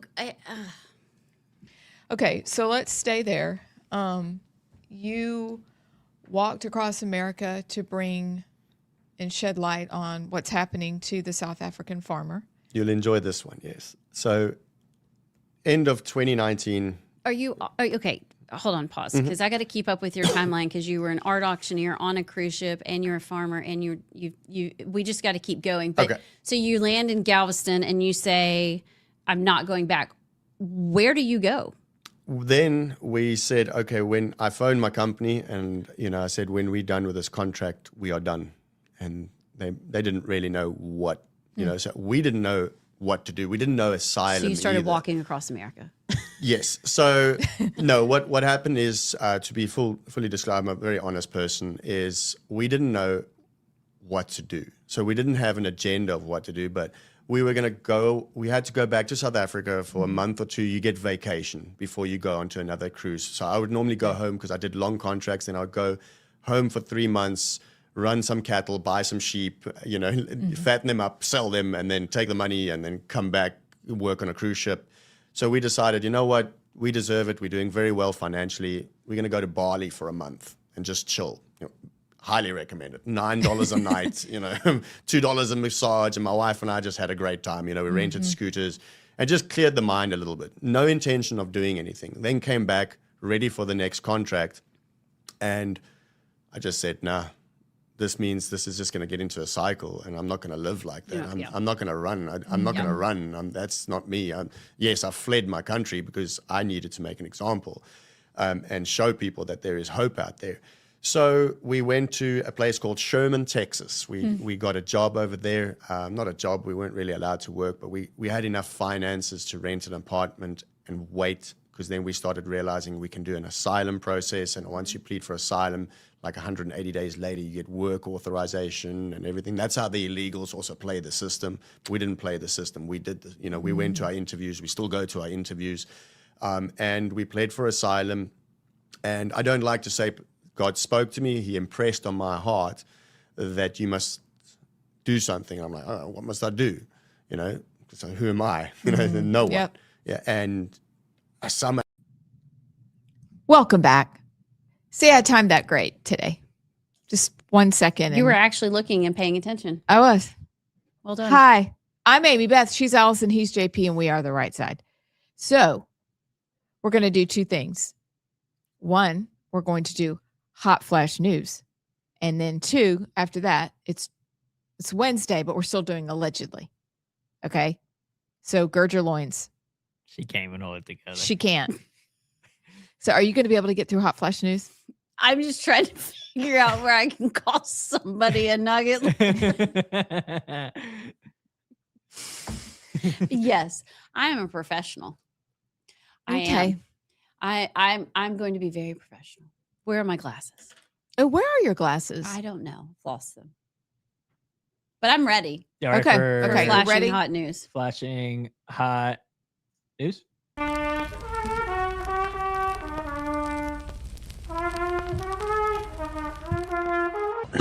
Excuse me. She's such a nugget licker. I mean, oh my word. Actually, Bless Bless it.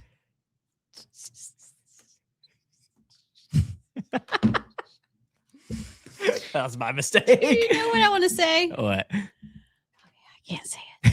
I'm not going to say it. I am professional. Okay, y'all, it's already starting. What is already starting? 3,000 pounds of raw frozen beef imported from Argentina has been recalled after being sold in Florida and Texas. I want to tell you right now, I may not eat for the rest of the day because my stomach has rebelled immediately upon hearing that information. I had that was the other thing I was going to tell you all this morning.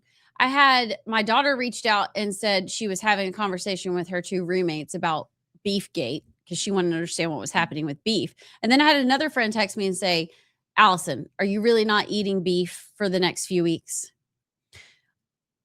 No, not. We are, but just make sure it's from the US of A and it's organic. But you don't want this Argentinian mystery meat. Say no. Well, I need to check because you know where I went right after the Eagle Forum last night? Oh dear, where did you go? Taco Casa and get some ground dog. What? Whataburger. Whataburger's delicious. And what a burger it was, indeed. What a burger. Whataburger. Did you ask where they source their beef from? Nah, I need to look it up though. Okay, well, Texas and Florida don't eat the meat. Speaking of Texas, Greg Abbott has approved a $26 million contract for Flock. The man hates us. That, yeah, How? swipe right. I'm sorry. Say that one more time. Yeah, Greg Abbott is there's no swiping. I mean, there's a $26 million contract for Flock to operate in Texas. This is after he said, but we're not putting Muslim foot washes in the airport. That would be terrible. Well, never mind. Your stay is already paid for them. They're already there. You just were using semantics to try and claim a victory because you didn't want more. His largest donor is a Pakistani Muslim. That's all I I'm gonna heard say. that. So maybe we should pay attention to who funds who. Huh. It's a shock. Watch that in South Carolina with your new senator, Darline. Darlene, Oof. I don't know Oof. anything, Graham. I said I'm it. sorry. They have named the best cheeseburger in Alabama. Five Guys. It is- No, I'm wrong. I know where it is. If you guess this, what will I do? If either of y'all guess this, I will. The best cheeseburger in Alabama is at Chez Fon Fon. Oh, that's a good. That's that a good guess? I have no idea. Okay, where's the best cheeseburger in Bama? Well, of course, my Twitter's isn't working. See, I click on it, it's not there. But I did read it earlier. Well, what town? It's in Bessemer at JJ's like grocery store. Well, then let's go and Can try you it look that out. up? Mm-hmm. Do they DoorDash? Hold on, let me go to news. I mean, it looks good, but it doesn't look. Surely that's not the real picture of The fries Although, look good. I will tell you, there is a place that has deli in the name up in the Shoals that we have been there for breakfast and for lunch, and they serve on plates like that, and their burgers are stupendous. J&J Grocery and Deli. Yeah. Let's go. Bessemer. We might get shot. We're going to go with JJ Reach. He's going to take us All for. Oh, when we on go our on a ride along. Yeah, we're going to tell them we're going to J&J's. Well, y'all. I will ride along for a good cheeseburger. Oh, wait. I want to see that. Hold on. Let me share my screen here. But we better make sure they source their beef from America. It is not, J&J Grocery and Deli. I mean, it's kind of like a little hole in the wall. I love hole in the walls. I'm for that. It's a gas station and convenience store. Hand pattied burger. Let's see. Do they have a picture of the burger? I Oh, don't there it is. know. Oh boy, I'm Oh, hungry. those fries look so I'm good. hungry right now. Oh, and the grease on the bun. Gosh, I wasn't going to eat burgers just to make sure I didn't get any Venice Argentinian meat. You didn't get any of that. Hopefully J&J Ugh. buys local.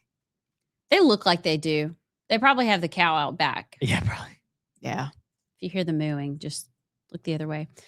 Hey, Yellowhammer News. Okay, this is interesting. Now, this is back to Bessemer. Every Bessemer City High School graduate, beginning with the class of 2027, will be offered at least $10,000 towards tuition at Miles College, Lawson State Community College, or Stillman College under a new scholarship funded by QTS. The Blackstone owner owned. Let me start over. QTS. Okay. The Blackstone owned developer behind the city's proposed Project Marvel data center campus. Okay. What do y'all think about that?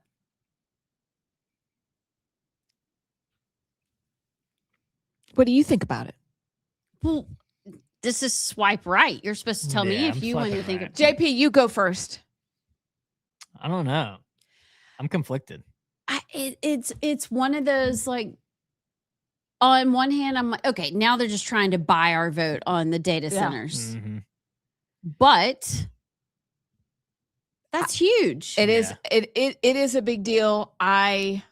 What podcast did I listen to that they were talking about data centers and all that they brought? And it was from somebody that we would listen to that I thought was interesting. So that is a huge benefit, and it is bettering the community because it's bettering the people there. I don't know. It's where we are. They're Yeah. here. So is this their, like, okay, we're going to make some amends? I don't know. It's kind of the same as flock cameras, but different. Data centers are they're a necessity with the current state of how things are, and if we want to win the AI battle. But it's kind of like with the flock cameras; they just need guardrails. But mainly, the local citizens should have the say if they want them there. But I think they're here, and especially if we can teach the younger kids how to. I mean, that could be jobs for them. Mhm. Even though AI, we're kind of training them to replace themselves with jobs in the big picture, but still. So I don't like it, but it's how it is. So. Yeah, what it is. So, an adjacent story, Yellowhammer says Danny Garrett, who's a state rep, says that Alabama lawmakers are likely to seek a, quote, middle ground on data centers as the issue continues to generate political and local opposition across the state. What is their middle ground? Have they put forth Well, what those might be? my Twitter isn't working. It ain't working. Well, we can stay tuned. But, You know, okay, that's interesting to me because that's not really what Tommy Tuberville was saying. no, he was saying, here it is, guys. And you're going to like it. Eat it or wear it. And so maybe they're getting the message to where, okay, and I think most of us are pretty rational about it. Like, we get it. We get it. I'm really digging Claude these days. Yeah. But there's got to be a balance. So- It's go ahead, JP. I'm Well, I'll sorry. just have the article up and we can read Danny's quote if y'all want. He said, AI is out of the bottle. The genie's out of the bottle. You can't put it back. He said, I think what the sense I get is that we'll have discussions and we'll probably find some ground, a middle ground that I think is practical. The idea that we would just go all in with no restrictions or that we would have none of that, to me, is not realistic. I think that's fair. And I think it weaves back into our conversation about Darline Graham and Republicans being bad about eat it or wear it, like it or don't. You must think this way. And we're saying, look, and we said that from the beginning, give us a second. Let us do our research, figure out how we think about this, and then let's move on from there. But enough to just come in with a big club and say, we're going to beat you over the head and you got to get in line is not the way we do it here. And so I'm happy. I agree with you. I'm happy that they are willing to come to a middle ground, put it all out there. I'm happy to hear about the scholarships, etc. That's great. But let's just not come with a bulldozer and say, here's the way, get in line. So I'm hopeful. And that's much better messaging. Yeah. If you're a PR person. It is. I don't know if Danny Garrett has a PR person, but That's the way you message this issue. And that's where most people are. Mm-hmm. Agree. I have more, but I think we need to get to allegedly because we got some good allegedly. Allegedly? Okay. Yeah, We I do have some I allegedly. think we need to. So it's a time for allegedly. Who wants to go first? Well, I think on now listen, if y'all are new here, Oh, yes. I yes, gotta yes. I gotta go find my hang on. Here she is. All right, she got here. All right, I had to work on her for a second because I didn't want my eloquent allegedly girl to be here. I needed the other girl to be here. But allegedly, we do it for fun because we're giving you gossip that we've heard or stories, but we're doing it and we're not making fun of people. Okay. We're just doing it in voices because we like voices and also because we's from Alabama and we can do it. Okay. Someday we're going to do it in our New Jersey accents. Me and Marge and It's- stuff. Yeah, you gotta really think about that. You one. really got to think about it. So that's why. So nobody get your knickers in a twist. Don't be a nugget licker. No, None. Don't. don't mess. Even if they're from Guthrie's and Don't are you- delicious. Don't you lick them nuggets. Don't do it. All right. Sinclair. Let's go, girl. I can't do it because I gotta go second because you're gonna take me from nugget liquor to nuclear weapons and I can't right, do it all right, right listen. back to back. Listen. All right. Listen. I saw this story and I was going to do a different one, but I decided not to because we was already in trouble. Okay. So it's real quick. Alabama Department of Education or something, early childhood education, invited somebody to their conference and she was crazy. She like LGBTQ, LGBTQ person to the conference. And then they're like, oh, oops. We didn't know her background. So we disinvited her from the conference and we're going to go with somebody else. Well, this is going to be my friendly reminder that there's always an option to homeschool. And I would just like to present some information for you for those of y'all that think we's crazy because we done it. We homeschooled our kids for part of their time in school. Okay. So I'm just putting this out there is because if you're a homeschooling mama, you just started school or you's going to start next week. I'm just throwing this out here comparatively to other test scores. But y'all, homeschool students scored 29 percentile points higher in reading than the norm group. What? 29 points higher. LIV. I know it. 25 percentile points higher in language. That's 25 percentile points higher in math. And the reason I'm saying percentile is because homeschool kids know what that word means, and so do their mamas. 26 percentile points higher in social studies. Thank God for that. And 27 percentile pointers higher in science.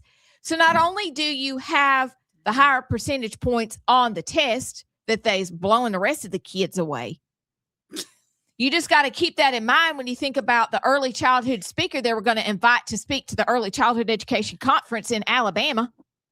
But then you also have to think about all the teachers getting online saying, I got kids coming into my classroom in high school and they don't even know how to read. So I present to you this option. There's always homeschooling.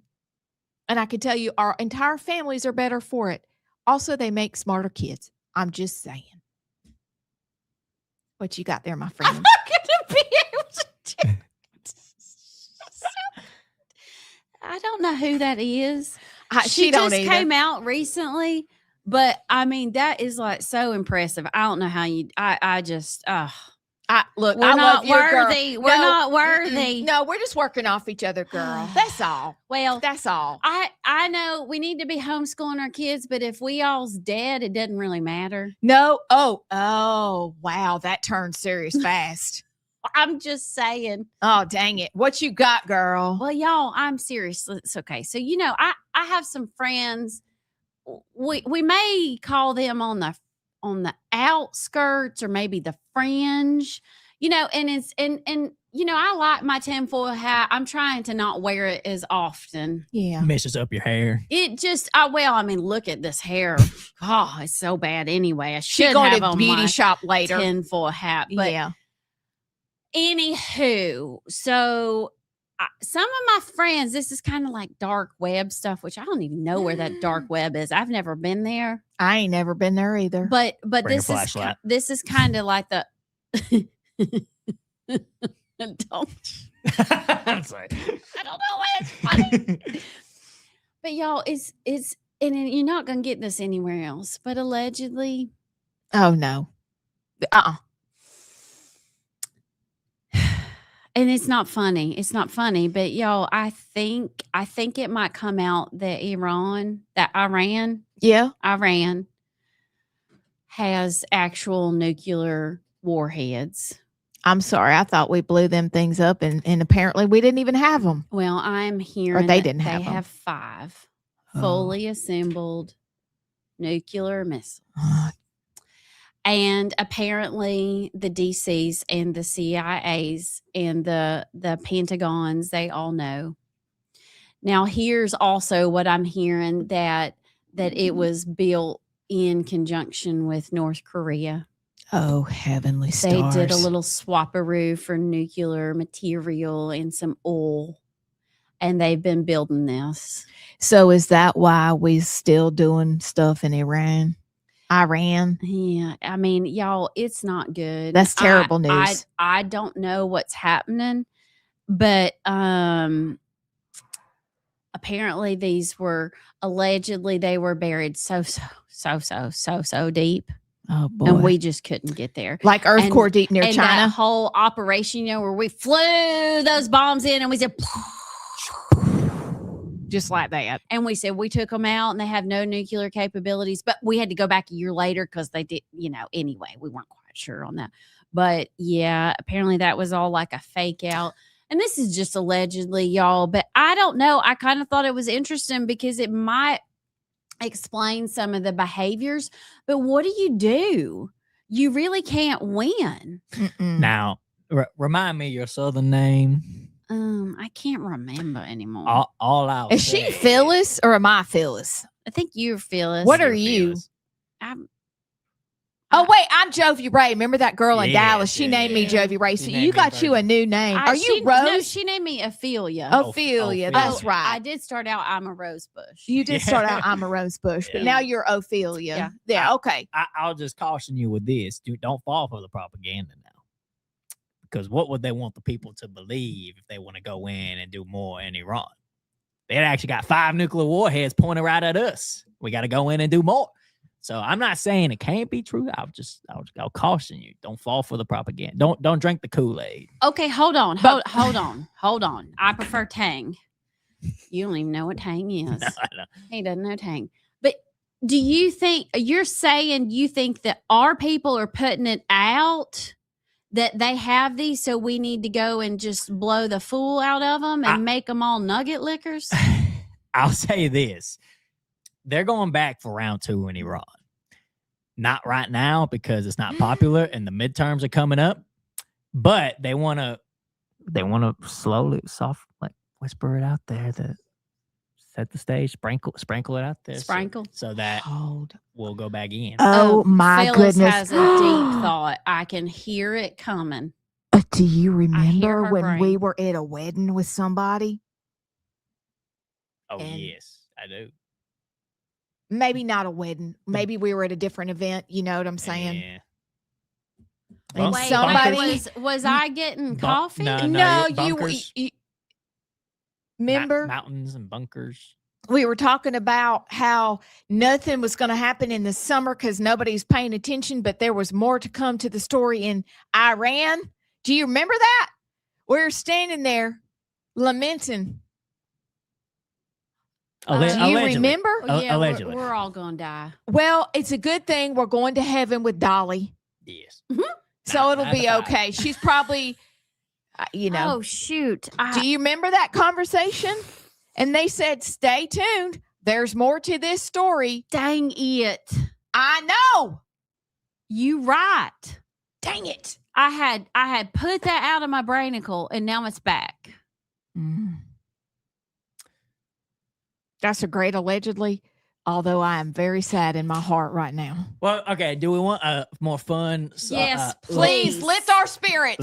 Lighthearted allegedly. Yes. This is a sports allegedly. Oh, I love the sports. Allegedly, Lane Kiffin is done stirring it up again. Have y'all seen this? No, sir.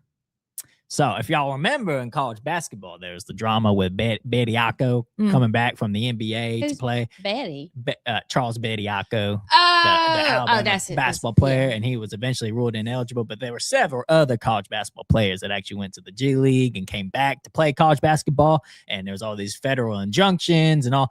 Anyways, it's kind of what sparked them wanting to get this Protect College Sports Act. Well, it's meandered its way over into football. Oh, You don't say, Virgil. meandering. That's dangerous. What do you mean? I'm gonna look up the player's name so I can get it right. Let's see. So I think it was Daquan Wright. Anyways, he played tight end at Ole Miss for Lane Kiffin. He went and declared for the draft, was drafted, was on a team. He eventually was released from the team, cleared waivers, and now is coming back to college football to play for Lane Kiffin at LSU.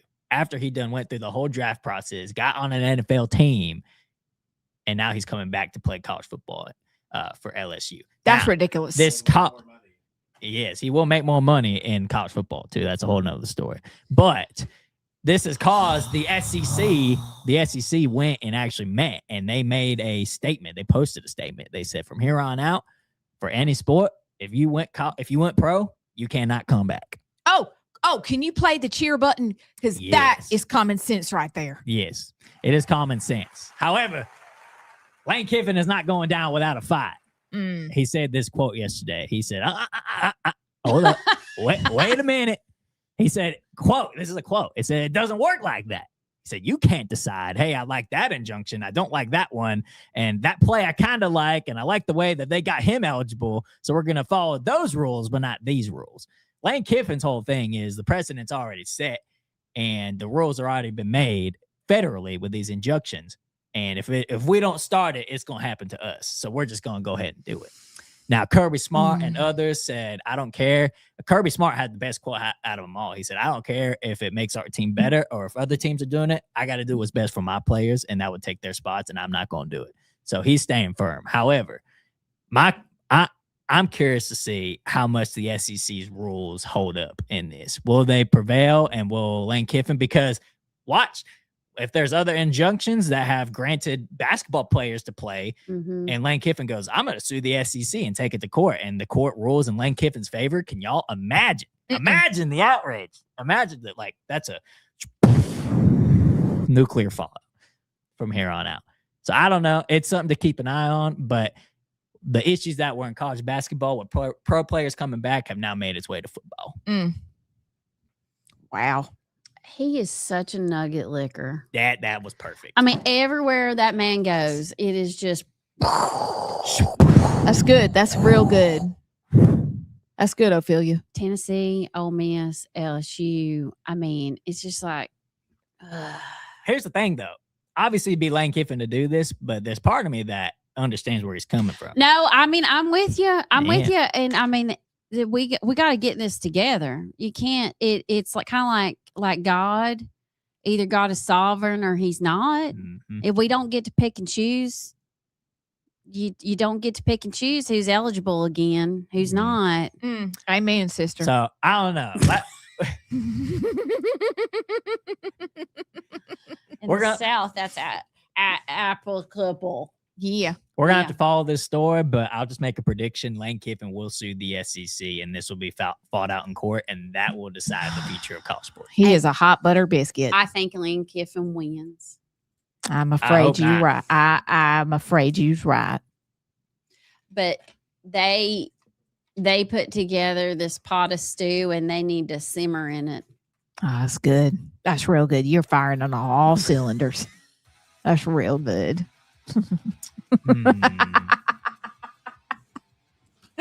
Oh my word. I know. Look, I mean, Matt, wave to the camera. Are you? Oh, he's already knocking stuff off the walls. This is good. This is good. He's one of us. All right, Matt will be the new JP tomorrow. Oh yeah, for 2 days. God bless it. He's gonna go back to Nashville so fast. He's gonna be out of here Friday, like the second it's done. What are we doing? You have a would you rather? Would y'all rather go without social media or online shopping? Social media. Yeah. Really? I don't care about other people as long as I look cute. Listen, delivery to the doors changed my life. Are y'all a spontaneous 2 a.m. drive or a color-coded weekend trip person? Color-coded trip, although we are up at 2 a.m. now No, at our old age. Spontaneous. Allison's Who does spontaneous. color-coded anything? I don't even know what that means. I just thought it sounded more sophisticated. In other words, are you a go with the flow or are you a plan it out? Yeah. Oh, I have a plan in my head at all times. I just barely let people in on it. That's exhausting. I could use a little bit of you, though. But my husband's very spontaneous and fun, so I learned how to be spontaneous from him. So it's why we go together, like peas and carrots, Ugh. biscuits and jelly. Yeah. Bacon that and night. eggs. First, peas and carrots. Blech. Look, that's what my father-in-law used to say. It made me crack up. Okay. All right. But we have a big day tomorrow. We have 2 guests. I can't remember. We have Matt Gentry. And we have Alex Duncan from Texas. Oh my gosh. How did I forget that one? So we're going to do a little riffing on Islam. He's going to educate us a little bit. And then we'll have the plunge on Lindsay Clancy and what's happened to us, specifically women. We've just lost it. Ugh. That's all I have to say. But it's going to about be a that. great day. And Matt will be here. He'll be back. Pray for him several times. Okay, so y'all make good choices today, and we'll see you tomorrow on the right side. Toodles.